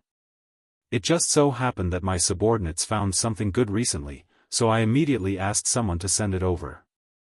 Just treat it as a congratulatory gift to you." As he spoke, Shen Feiying waved his hand directly. Immediately, several members of the giant spirit gang brought over a giant bird with them. The giant bird was as tall as a person. Its head was like an eagle's, its feathers were light blue, and its golden eyes were flashing with a fierce light. If it were not for the two chains inscribed with arrays at its feet, which restrained its movements, it would probably peck the few martial artists around it to death. It's the cub of the ancient ferocious beast, the blue sky falcon. It's said to have the bloodline of the golden-winged roc. It can disappear without a trace after flapping its wings. I originally thought that this thing was extinct, but I didn't expect my subordinates to catch a baby bird that accidentally fell into the water in the river. After I learned about it, I immediately asked someone to send it to you, sir. The giant bird was as tall as a person, but it was still just a baby. Of course, if this thing was an adult, even a martial Dao Grand Master would not be able to defeat it, and it would not have been caught by the giant spirit gang. Chu Xiu was not interested in this thing, and he did not want to raise a mount or anything. Chenqing Di had a black tiger, and the Holy Lady of the Lunar Worshipping Cult also had a black panther. It did not sound good for him to raise a bird. Therefore, Chu Xiu waved his hand and said, "Reinforce the array on the chains and keep this thing at the door to support the facade." Shen Feiying's face twitched. This sir really did not take the usual path. This was an ancient ferocious beast, but Chu Xiu raised it as a watchdog. His brain circuit was really strange. Of course, Shen Feiying could not be bothered with these things. He gave the gift, and it was not his business what Chu Xiu wanted to do with it. "Gang leader Shen, you know my character. If you have something to say, just say it," Chu Xiu said lightly. Shen Feiying rushed to give him a ferocious beast's baby, not just to curry favor with him. There must be something to ask of someone. Of course, Chu Xiu did not reject this. People like Shen Feiying were the ones who understood the rules. Shen Feiying smiled and said, "As expected, I can't hide it from Lord Shen. It's just a small matter. The Changlin Jiang family, which is close to the giant spirit gang, has fought with the giant spirit gang several times for the trade route. That place originally belonged to the giant spirit gang, but the Jiang family." Before Shen Feiying could finish speaking, Chu Xiu said, "I'll have Tang Ye go with you later." Shen Feiying was stunned, and then his face immediately bloomed with a smile. He quickly bowed and said, "Thank you, Lord." For the current Chu Xiu, he was too lazy to care about such a small matter. He only knew that Shen Feiying was now following him, and that he was a sensible person. That was enough. Whether it was the Jiang family robbing the giant spirit gang's trade route, or the giant spirit gang robbing the Jiang family's trade route, was it important to Chu Xiu? It was not even as important as what to eat for dinner tonight. After getting a satisfactory reply, Shen Feiying left in high spirits. However, at this time, Chu Xiu looked at Shen Feiying's back and touched his chin. He seemed to have thought of how to deal with the Great Light Temple. Of course, this move was a little disgusting, but it was the Great Light Temple that was disgusting, not him.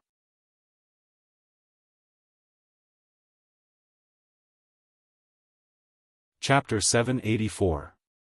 Chu Xiu already had a plan in mind for the Great Guangming Temple, but he still had to think it through carefully. If he really provoked Su Ci, who had already stepped into the heaven and earth elemental enlightenment realm, then not to mention the treasures buried by Lu Jianghe, even if it was the treasures left by Dugu Weiwei, Chu Xiu would run away immediately. Just after Chu Xiu pondered for a few days, before he could officially take action, a person that Chu Xiu did not expect came to him. That person was Bai Wuji of the drifting snow city of the far north. The moment he saw Chu Xiu, Bai Wuji directly bowed to Chu Xiu and said eagerly, "Official Chu, please save my drifting snow city of the far north once. From now on, my drifting snow city of the far north is willing to serve Official Chu as our master, forever and ever." Bai Wuji's words stunned Chu Xiu. What kind of trick was this? Bai Wuji's oath was very serious. Directly recognizing Chu Xiu as his master, this was simply treating himself as a slave. If it was someone else, Chu Xiu would still believe it, but the problem was the drifting snow city of the far north. Chu Xiu did not believe it. Especially that guy Bai Hantian, although he looked rough, he was actually very scheming. Chu Xiu had even been deceived by him once. Chu Xiu said indifferently, "Save your drifting snow city of the far north? With the strength of your drifting snow city of the far north, do you still need me to save you?" Bai Hantian is not someone to be trifled with. Bai Wuji's face had a trace of a complicated expression. My father is dead, Bai Hanfeng is also dead. Chu Xiu was stunned. Both martial Dao grandmasters of the drifting snow city of the far north are dead? What is going on? Who did it? In the past, it was Bai Hantian who made the decision, sacrificing his son in exchange for the interests of the entire drifting snow city of the far north. When Bai Wuji found out about this, he still held a grudge against Bai Hantian. But Bai Hantian was his father after all. Now that Bai Hantian was dead, Bai Wuji's emotions were complicated. Hearing Chu Xiu's question, Bai Wuji sighed. Father died at the hands of the Northern Realm's rogue cultivator, Qi Ling twin swords. Qi Ling's twin swords were not made by one person, but by two people. Moreover, they were twins. When the two of them learned the sword together, their mental state was the same. When they worked together, their power would increase by several folds. These two people had a grudge with my father when he was young, but because of the power of the Drifts Now city, they didn't dare to seek revenge. Later on, the two of them hid in the Qiling Mountains to cultivate. After both of them became martial Dao Grand Masters, they didn't dare to provoke my father.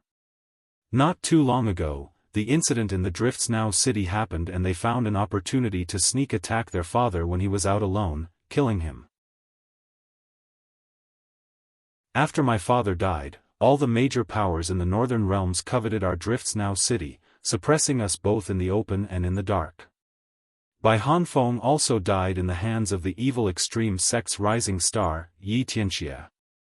Right now, our Drifts Now city is in a precarious situation. If Official Chu is willing to help our Drifts Now city is naturally willing to serve Official Chu as our master. Honestly speaking, ever since the incident in the Drifts Now city, Chu Xiu really didn't pay much attention to the matters of the Drifts Now city. The Drifts Now city used a dead man to scare the surrounding powers for so many years, the consequences were very severe. To the surrounding powers, if the Drifts Now city really had the strength, they would also obediently submit to it. The strong preyed on the weak. This was a very common thing in the pugilistic world. But in the end, the Drifts Now city actually used such a method to deceive them. At this instant, the powers of the northern realms all felt a sense of humiliation. Not only did the Drifts Now city humiliate their character, but they also humiliated their intelligence. So from that time onwards, Chu Xiu was sure that the Drifts Now city would usher in a period of weakness, and there was even a possibility that they would be annihilated. But he didn't expect that this time would come so quickly. How long had it been since then and the Drifts Now city actually couldn't hold on any longer? This was truly a case of everyone kicking a collapsing wall. Chu Xiu rubbed his chin and thought for a moment. Since the two grandmasters of your Drifts Now city have been killed, how did you manage to hold on until now? Bai Wuji sighed. My third uncle, Bai Xiaotian, was forced to step into the martial Dao Grandmaster stage by the omniscient sect. That's how he managed to recover for the time being. But there are countless experts in the Drifts Now city, a Grandmaster won't be able to hold on for long. So I can only ask for help from you, official Chu. Bai Wuji looked at Chu Xiu with a pleading gaze. He was now forced into a corner. The Drifts Now city was surrounded by enemies on all sides. Who could he ask for help from? He could ask the Great Light Temple. They also liked to meddle in other people's business. But the things the Great Light Temple meddled in were all related to the demonic path, and this time, although there were people from the demonic path who took action, in fact, it was the Drifts Now city who brought this upon themselves.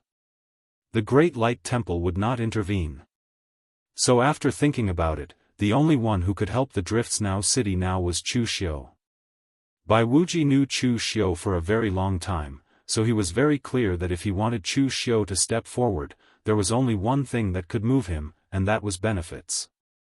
And for the Drifts Now city, the only thing they could offer was themselves. If this still couldn't move Chu Xiu, then Bai Wuji would really be in despair. Chu Xiu looked at Bai Wuji and gently raised his eyebrows. To tell the truth, he was also a little surprised by Bai Wuji's current change. In the past, when Chu Xiu first met Bai Wuji, the other party was arrogant and had no regard for anyone and everyone. He didn't even put Nie Donglu in his eyes, who was much more famous than him at that time. The martial world is like a knife, the years drive people to grow old. Bai Wuji's character had been tempered by all kinds of setbacks, and was no longer the same as the past. If it was the Bai Wuji of the past, he would rather die than choose to submit to Chu Xiu and bow his head in front of Chu Xiu. Amidst the silence, when Bai Wuji was on the verge of despair, Chu Xiu finally spoke, "I can help you, but I'm very curious about one thing. Don't you hate the Northern Drifts Now city? After all, you were almost used as fuel and sacrificed to a dead person." Bai Wuji was silent for a long time. If I say I don't resent them, that would be a lie. But the Drifts Now city is the place where I was born and raised.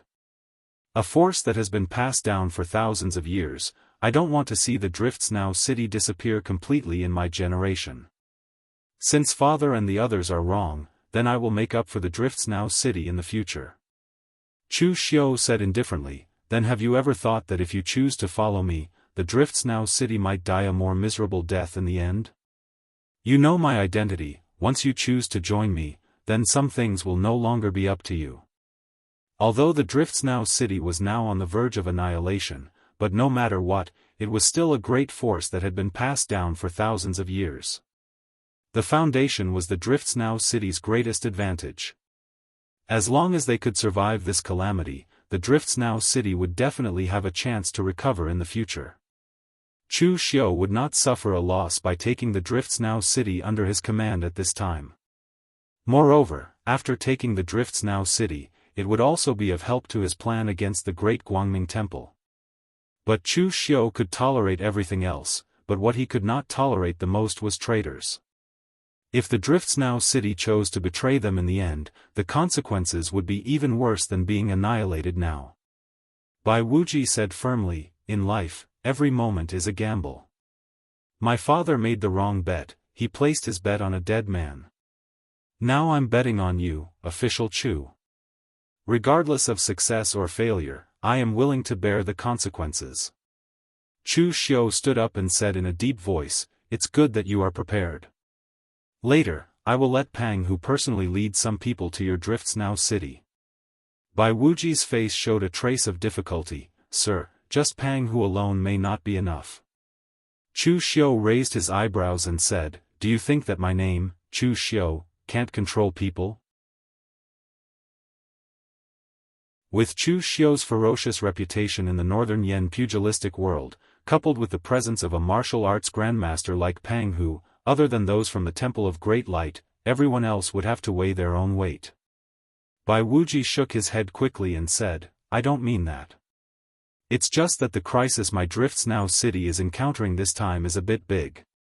Previously, the people of the evil Pole sect took the initiative to attack us, and Xianxia even killed by Han Feng. After my third uncle stepped into the martial arts master realm, he was not familiar with the power of the real pellet state. He fought with him and seriously injured him. Xianxia is the next heir of the evil Pole sect, and his status is noble. Now that he is seriously injured by my Drifts Now city, I believe the evil Pole sect will definitely not let it go, so I ask Sir to go in person. Hearing Bai Wuji say this, Chu Xiu was really a little surprised. Chu Xiu knew Xianxia. He had fought with Xianxia more than once in the early days. Among the bright demon lineage, this person was indeed a character, not to mention the evil geniuses of the moon-worshipping cult. He practiced the vicious beast technique with a human body, and he even swallowed the vicious beast's Niden. His power was terrifying. After Chu Xiu and others stepped into the martial arts master realm one after another, Xianxia's strength was enough to rank in the top 3 of the Longhu list. It was normal for such a person to kill a martial Dao grandmaster above his level, so Chu Xiu was not surprised at all. But Bai Xiaotian, a person who had just stepped into the martial arts master realm and hadn't even fully stabilized his own power, could seriously injure Xianxia. This was strange. Well, I will go with you. The moon-worshipping cult has been hit hard, and the evil Pole sect still has the mood to come out and make trouble. It seems that they didn't use their full strength in that battle. The corners of Chu Xiu's mouth could not help but reveal a faint sneer. The evil Pole sect followed the moon-worshipping cult's lead. Even if it was far away in the northern Yen, the evil Pole sect should have gone all out in the last war between the righteous and demonic factions. But now it seemed that the power of the evil Pole sect was not affected. Just when Chu Xiu gathered the people and was ready to set off, Lu Fengxian suddenly walked out and said, "Wait, Brother Chu, take me with you. It's too boring to cultivate behind closed doors all day. I will also help." Chu Xiu said in surprise, "How many days have you been behind closed doors? Don't you need to familiarize yourself with the power of the real pellet state?" LV Fengxian rubbed her head and shook her head. "I don't think that's necessary. I feel very familiar with my current power, as if I should have been able to control it in the first place. I don't know if this is the effect of LV Wenho's soul fragment." Chu Xiu was a little speechless. People are really different. Some people's luck is so good that they can even skip the process of cultivating behind closed doors.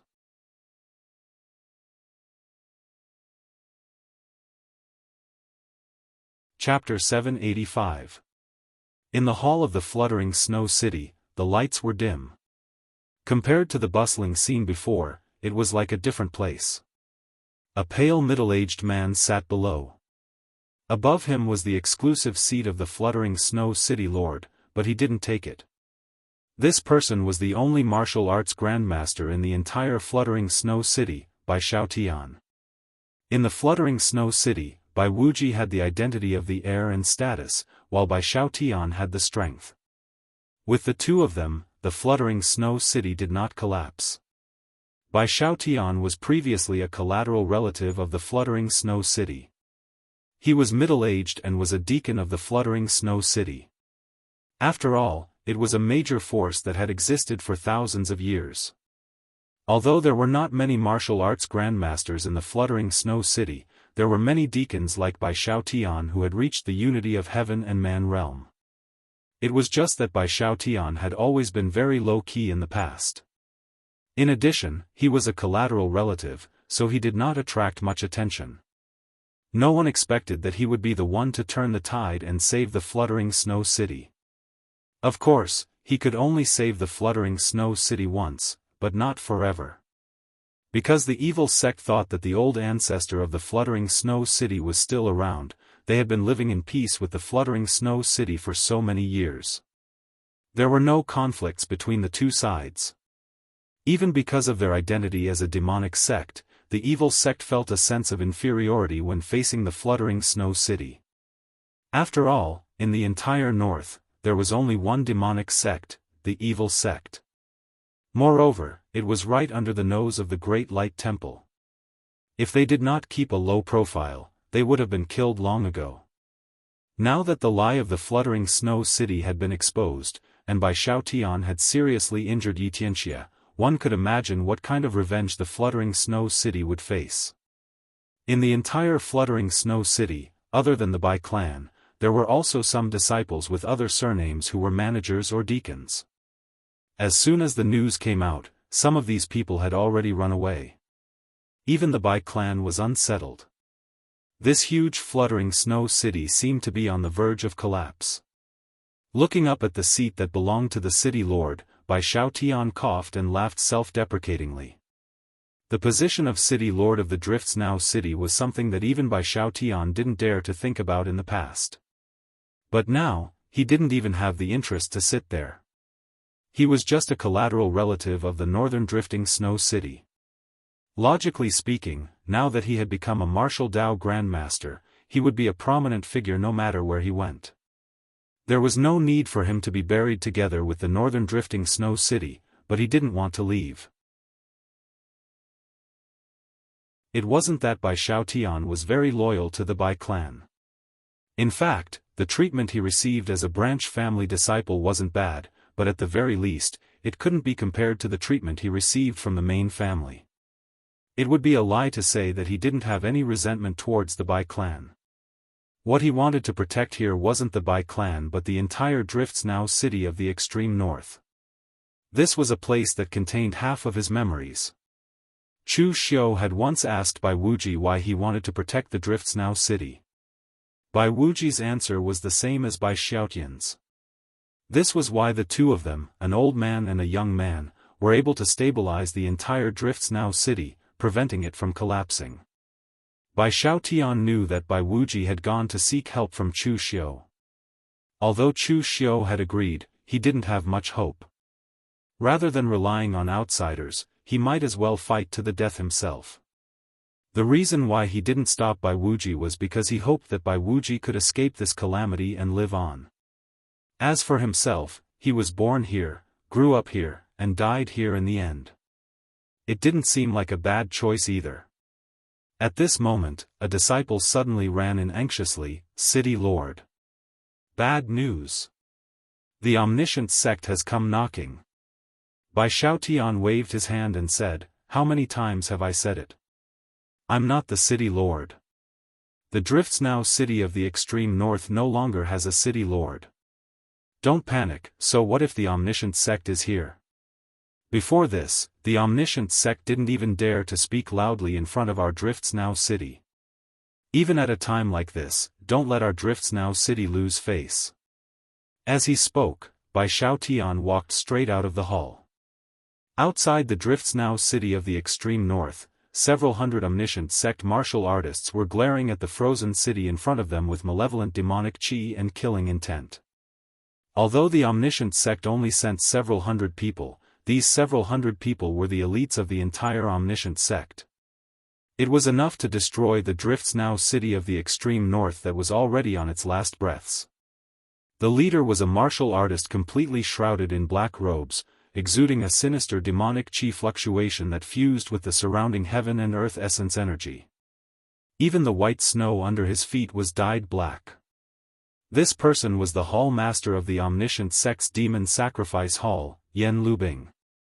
Although this person was not famous in the pugilistic world, in the omniscient sect, he was one of the few important characters second only to the sect master. The omniscient sect developed in a low-profile manner in the northern plains. The entire omniscient sect had several halls, each with their own duties. Yan Liubing's demon sacrifice hall was responsible for worshipping the demon god.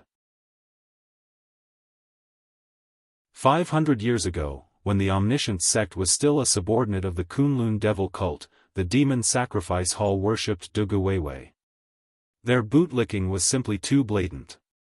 Therefore, the demon sacrifice hall master of that era had an extremely high status, even having the status of a demon envoy of the Kunlun devil cult like the sect master of the omniscient sect.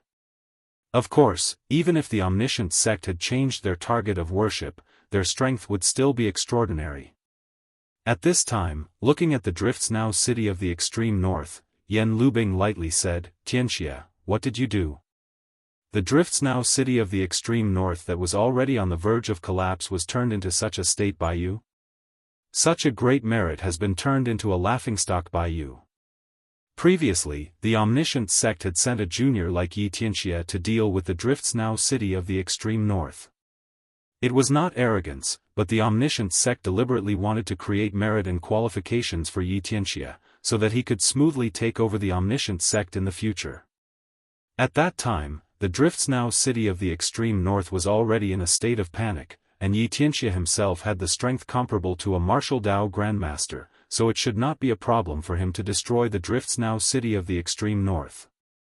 Among the entire younger generation of martial artists, only Chu Xiu had done something to destroy the forces of the pugilistic world. Now, if Yi Tianxia could successfully destroy the Drifts Now city of the extreme north, not to mention being comparable to Chu Xiu, he might at least be able to surpass Fang Qishao on the Longhu leaderboard and become the first on the Longhu leaderboard. In the end, who would have thought that such a simple matter would be messed up by him? Yi Tianxia said with a sullen expression, that Bai Hanfeng was so weak. Who would have thought that someone in the Drifts Now city of the extreme north would break through to the martial Dao Grandmaster realm and start fighting with his life before familiarizing himself with his power? It doesn't matter if he wants to die, but I haven't lived long enough. If I don't run away, I'm afraid I'll be dragged down with him. Speaking of which, Yi Tianxia was also very sullen.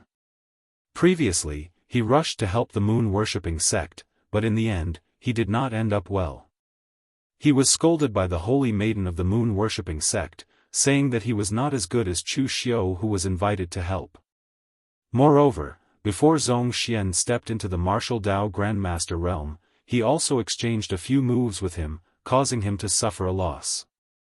To put it simply, after the battle between the righteous and the demonic, some people benefited and some became famous. Only he, Yi Tianxia, did not get anything. Moreover, when he returned to his own territory, he messed up such a simple task. Yan Lubing did not say anything, only shaking her head with slight pity. Yi Tianxia's strength was considered very good among the young people of the omniscient sect, but compared to monsters like Chu Xiu and Zhang Qingzhen, he was still too far away. He and the sect master were probably too harsh on them. At this moment, Bai Xiaotian walked up the city wall with his men and looked at the people of the omniscient sect. He said coldly, when a tiger falls to the plains, he will be bullied by dogs. Back then, when my Drifts Now city of the extreme north was at its peak, did you guys dare to be so presumptuous? Yan Lubing said indifferently, how can a fox borrowing the tiger's might be considered a tiger? What a joke. If you guys didn't use that dead person to prop up the facade, do you think your Drifts Now city of the extreme north can still exist until now? Bai Xiaotian sneered, then didn't your omniscient sect also be scared by a dead person for decades? After a moment of silence, Yan Lubing said indifferently, I'm not here to talk nonsense with you guys. You guys know why my omniscient sect is here. Surrender and hand over the entire Drifts Now city of the extreme north and everything within it. I can make the decision and spare your lives. Behind Bai Hantian, the eyes of some Drifts Now city of the extreme north even wavered a little. With the current strength of the extreme north's Drifts Now city, they could not stop the omniscient sect at all. Now that the other party even said such words, if they resisted, then they would really be resisting to their deaths. Seeing the expressions of the others, Bai Xiaotian sighed and said, if you guys want to surrender, then surrender. Some of the martial artists present were somewhat tempted, but no one stood out. Being a traitor in public, the martial artists of the extreme north's Drifts Now city were not shameless to such an extent. But at this time, Bai Hantian said coldly, but you guys can surrender, but I can't. Right now, all the array formations in the extreme north's Drifts Now city have been activated by me. Once your omniscient sect attacks, I will self-destruct the array formations and destroy the entire Drifts Now city of the extreme north rather than let you succeed. Yan Lubing smiled coldly and said, using your own things to threaten me? What a joke. You guys are not willing to live, and you guys are not willing to live. Fine then, I'll take you guys to sacrifice to the demonic god and let you guys have a taste of what it means to be stuck between life and death. Yan Lubing also did not want to talk nonsense with the people of the extreme north's Drifts Now city. He was just about to make a move when he heard a voice. Sacrifice to the demonic god? I seem to have heard of it before. Wasn't the one your omniscient sect worshipped previously Dugu Weiwei? Why, now it has changed to some other unorthodox evil ghosts. Your faith is so weak, how laughable.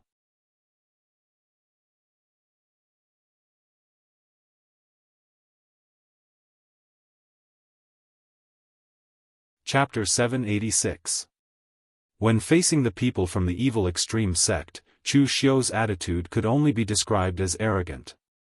With Chu Xiu's current identity and status, he could already talk to the 9 divine magispriests of the moon-worshipping cult as equals. Chu Xiu really did not take the evil extreme sect, which existed by licking the moon-worshipping cult's boots. Moreover, the evil extreme sect had betrayed the evil extreme sect in the past. Most of the sects of the Hidden Devil clan hated the evil extreme sect to the core, so Chu Xiu did not need to be polite to him. Yan Liubing's expression instantly darkened to the extreme. He snorted coldly and said, Chu Xiu, you really don't know what's good for you. Considering that we are both of the devil path, my evil extreme sect has never made things difficult for you when you established the martial suppression hall and established a foothold in the northern Yan. Now, it's just a personal grudge between my evil extreme sect and the northern fluttering snow city, but you want to interfere. What right do you have? Chu Xiu smiled, but his expression suddenly turned cold. What right do you have? Just based on the current situation, you don't even have the right to talk about conditions and rules with me. If you want to talk to me, first call out your evil extreme sect's leader. You are not qualified. Although Chu Xiu's words were extremely arrogant, in reality, Chu Xiu really did have the right to be so arrogant. And Yan Lubing also knew about this. Otherwise, as a dignified martial arts master and the leader of the demon-worshipping hall, he was also a prominent figure in the evil extreme sect. If it were anyone else pointing at his nose and telling him to scram, he would probably have long used him as food and offered him to the fiend god. In the end, he was scolded by Chu Xiu to scram, but now, Yan Lubing first tried to reason with Chu Xiu. One could imagine that even in Yan Liubing's heart, he unconsciously put his position below Chu Xiu. But after being rebuked by Chu Xiu twice in a row, even if Yan Liubing's temper was better, he could not help it. The evil black gas around him corroded the ground under his feet, turning the white snow into black poisonous snow. The black robe was filled with black mist, and it even condensed into the shadow of a demon god, hovering behind him. Chu Xiu's eyes narrowed. He couldn't be bothered to talk nonsense with Yan Lubing and directly prepared to make a move. Actually, if it were anyone else, Chu Xiu would have been more reasonable. However, there was no need for him to do so against the extreme evil sect. Chu Xiu was from the Yinma clan. As the traitor of the Kunlun devil cult, the evil extreme sect was hated by many martial artists of the Yinma clan. They were even more hated than the moon-worshipping cult. The identities of the two sides could already be seen. It was impossible for the two to speak calmly. The sooner they fought, the sooner they could settle things. But just as Chu Xiu was about to make a move, Lu Fengxian suddenly stepped forward and pulled Chu Xiu back. She said in a low voice, Brother Chu, at your current position, if you still have to trouble yourself to personally deal with some small characters, it's a little too degrading. Leave this one to me. Lu Fengxian walked out with halberd in hand and stood in front of Chu Xiu. For Chu Xiu, he never cared about face when doing things. A lion would use its full strength to capture a rabbit. If Chu Xiu really wanted to kill someone, he did not care whether the other party was male or female, or status, not to mention strength or strength. At this time, Lu Fengxian stood up not only to fight for Chu Xiu's face, but most importantly, he felt that he owed Chu Xiu too much.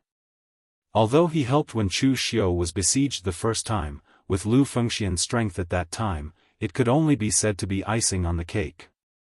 Last time, when Chu Xiu saved him, it was really charcoal in snowy weather.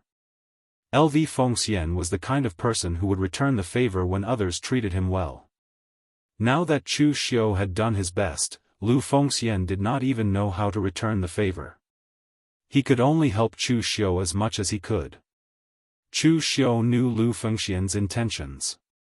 Moreover, he wanted to see how strong Lu Fengxian had become after stepping into the martial Dao Grandmaster realm. Therefore, Chu Xiu did not decline. He nodded and said, "All right, brother Lu, you do it."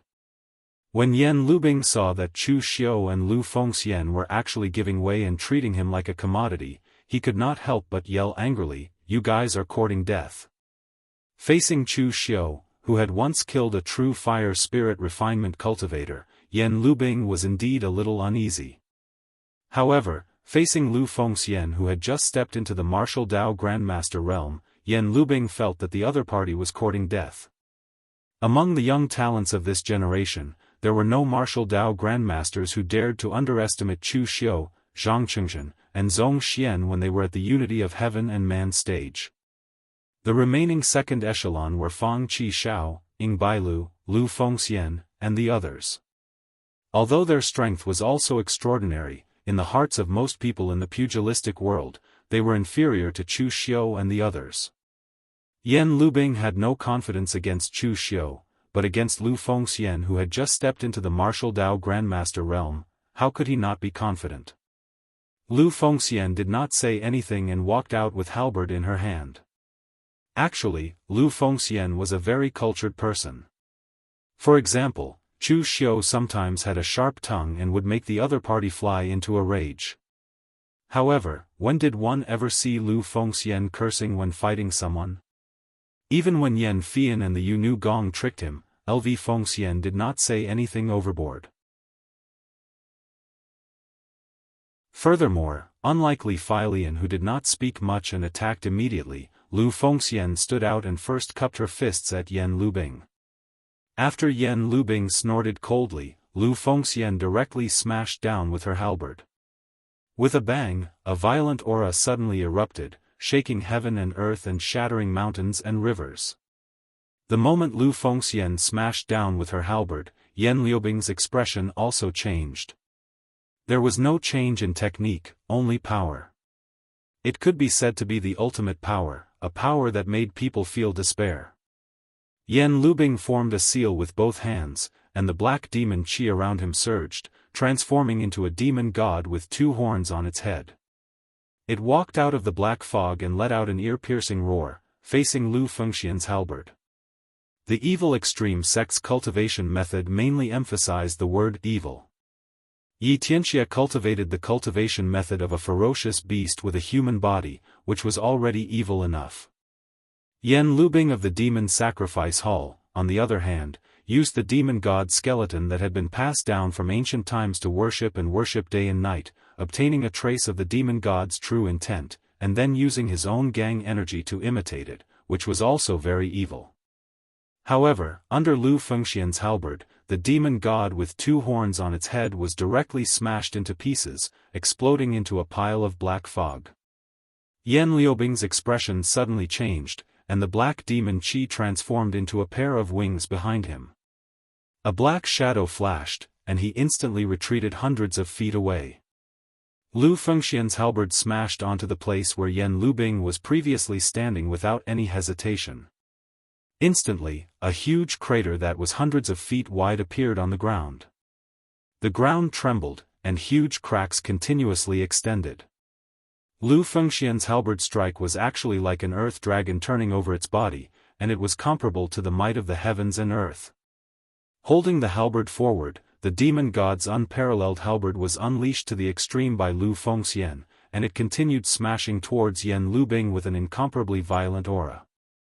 Yan Lubing roared angrily, and countless strange demon gods with wings condensed in the black fog, charging towards Lu Fengxian, but they were all completely smashed by the demon god's unparalleled halberd.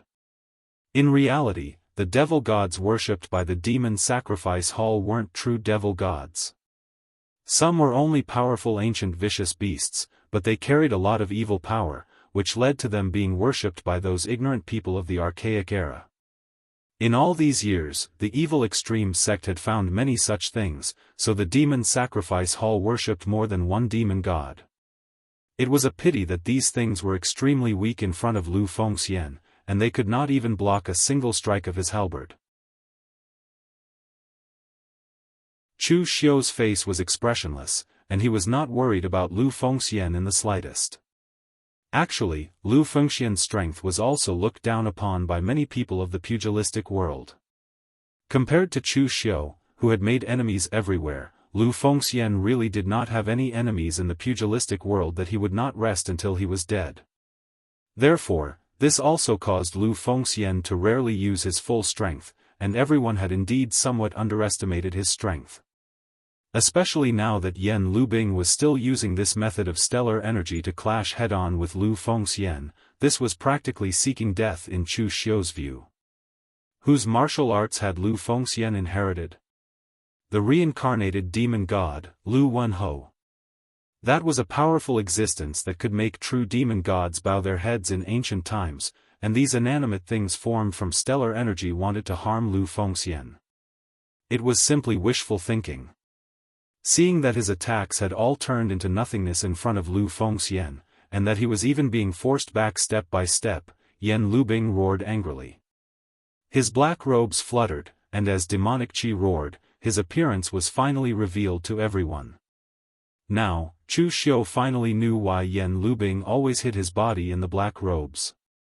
It was because Yan Lubing had already completely lost his human appearance. The left side of Yan Liubing's face was already pitch black, and there were even blood-colored demonic markings surging on it. And on the right side of his face, sinister-looking thick blood vessels bulged, and he simply did not look human at all. It was unknown if there was a problem with the cultivation method he cultivated, or if the cultivation method of the demon sacrifice hall was simply so strange. Boundless demonic qi gathered in Yan Liubing's left hand, but his left hand instantly became incomparably pale, as if all the blood had been sucked out. He stretched out a hand, and instantly, demonic clouds gathered. A huge hand completely condensed from demonic qi seemed to cover the sky, and it suddenly came crashing down, grabbing towards Lu Fengxian's head. When Yan Lubing was young, he was daring and crazy. He had once accidentally obtained a strange hand bone that did not seem to belong to a human, and it contained extremely great power. He had actually transplanted it into his left arm, and even though he had obtained this demon god's hand that could be said to be powerful, it had also completely destroyed his appearance, and that was how the demonic markings on the left side of his face had appeared. But the might of this hand was extremely great. Once it was used, it would even devour his vital energy, so normally, unless he was fighting with his life on the line, Yan Lubing almost didn't use it, and it could be imagined to what extent he had been forced to buy Lu Fengxian. But facing this attack, Lu Fengxian's expression did not change in the slightest. The halberd in his hand suddenly became a peerless divine weapon, flickering with a violent and ferocious might. With a smash of the halberd, the demon god's hand shattered with a bang, and Yan Liubing's entire body was completely sent flying by this halberd.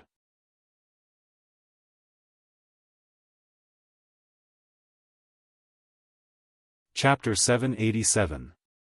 Lu Fengxian's strength had even somewhat exceeded Chu Xiu's expectations. Although Yan Lubing was not well known in the Jianghu, he was indeed a character. He dared to use demonic arts to refine himself into that appearance that was neither human nor ghost. Ordinary people really could not do such a thing. Especially his last devil's hand, its power was already considered extremely strong, but it was still smashed away by Lu Fengxian's halberd.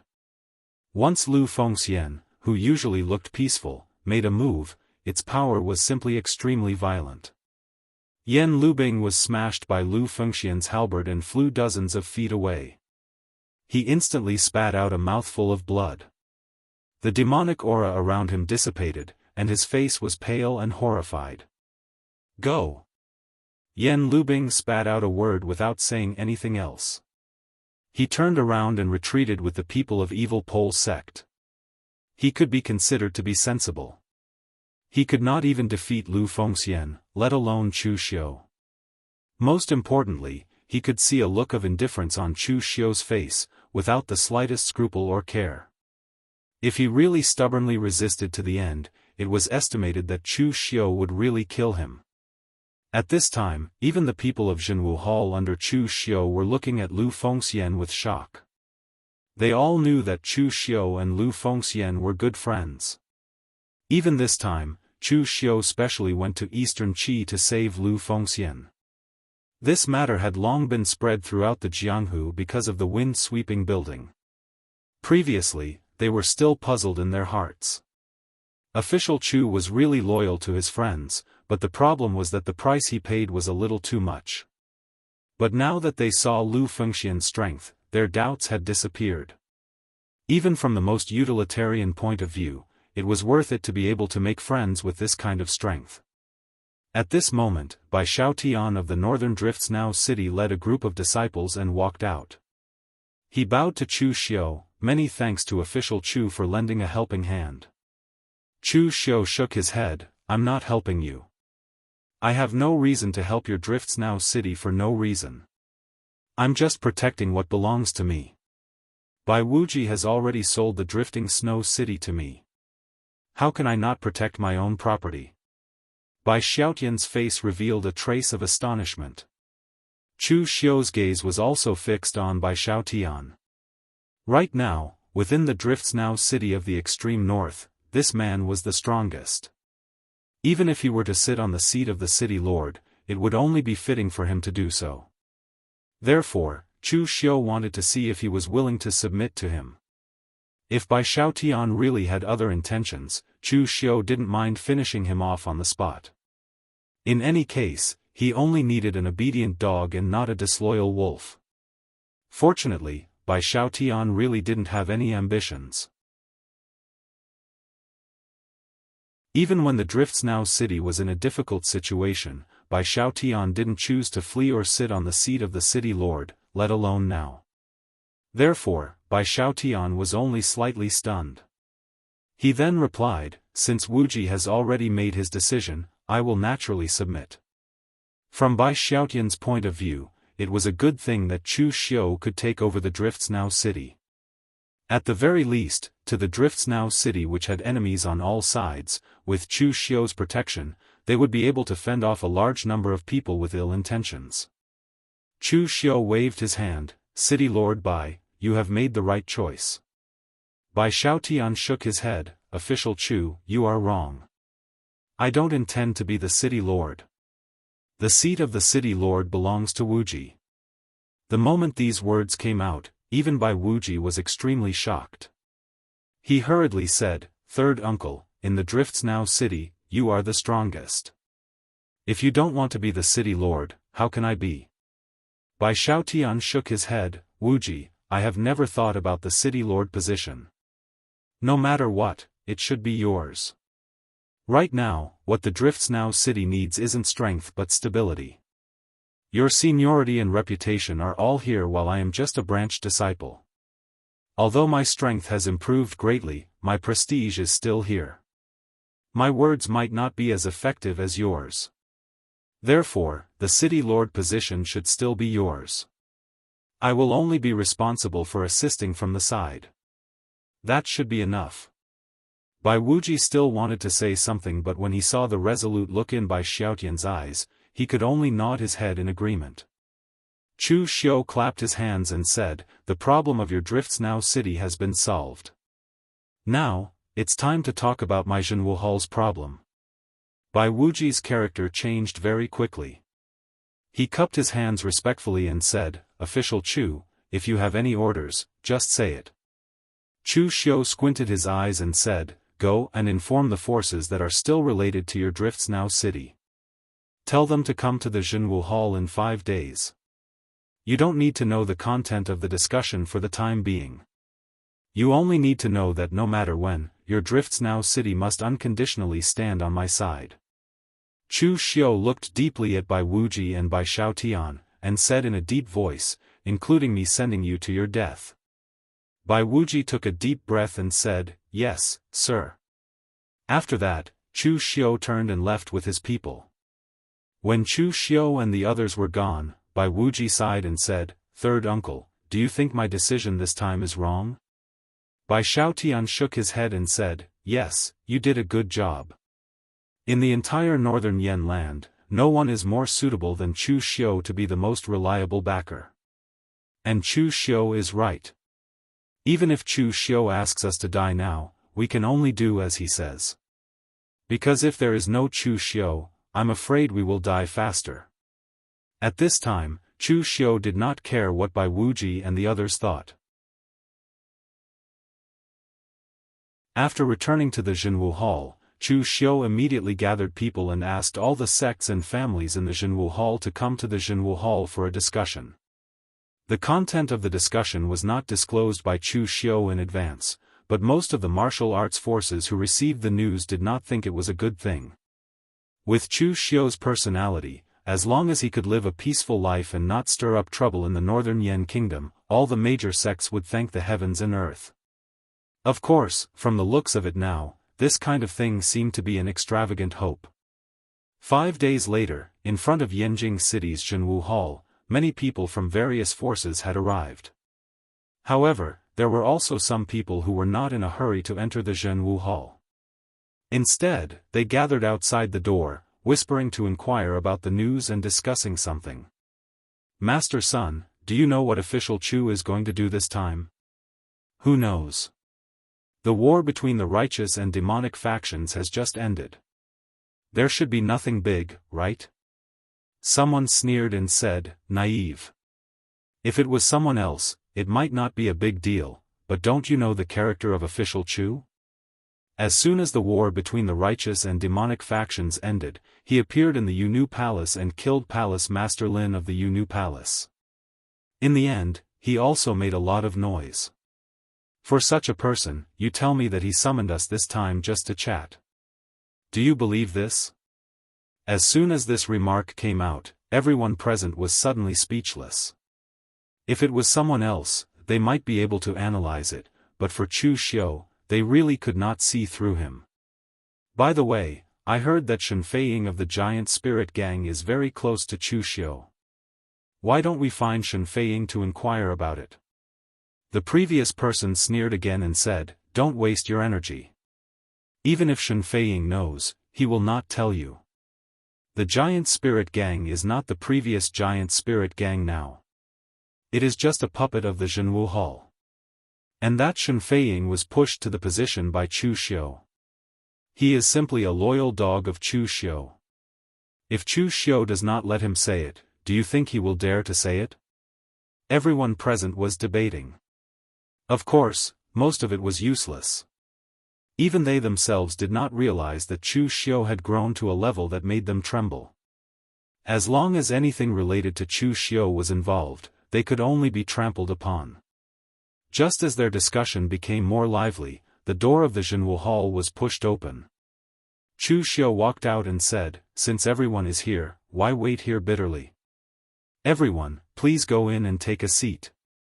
Seeing that Chu Xiu had personally invited them, everyone present could only nod and follow Chu Xiu into the Jianghu Hall. At this time, Sun Changli, the leader of the Double Moon sect, saw the green sky falcon tied at the entrance of the Jianghu Hall. He could not help but be amazed and said, it turns out to be the young of the ancient ferocious beast, the green sky falcon. This thing is rare. I didn't expect a green sky falcon to still be alive. The green sky falcon can fly for more than 10 miles with a flap of its wings. Its body is abnormally strong. Because of this, its meat is also abnormally delicious. It is said that eating it can even enhance one's speed.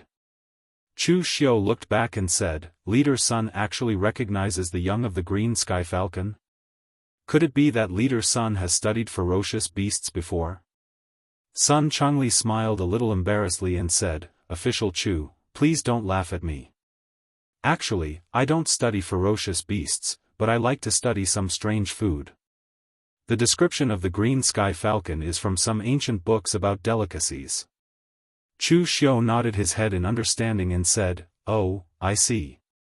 Since it is an ancient book, it must be correct. Tangya, Yen Bugue, come over and slaughter this beast. Bring it to the kitchen and let them braise it or steam it. Decide for yourself. Make a dozen dishes and entertain all the leaders." Sun Changli and the others were all stunned, especially Sun Changli. He quickly said, "Official Chu, don't take it seriously. I was just saying. This green sky falcon is even stronger than a martial Dao master when it matures. Isn't it a pity to just kill it and eat its meat?" Chu Xiu glanced at the green sky falcon and said indifferently, "When this thing matures, I'm afraid I would have nurtured more than a dozen martial Dao masters. Moreover, I kept this thing at my doorstep with the intention of letting it guard the house. In the end, this beast eats and drinks my food, but all day long it looks like it's dissatisfied. It's not even as good as a guard dog. What's the point of keeping it? I can use it to entertain all of you." Chu Xiu's words seemed to have a hidden meaning, causing some of the sect masters and family heads present to have a strange feeling. You're tuning in to the Unparalleled SwordWill YouTube channel. Don't forget to subscribe and join us on this journey to catch the most captivating stories.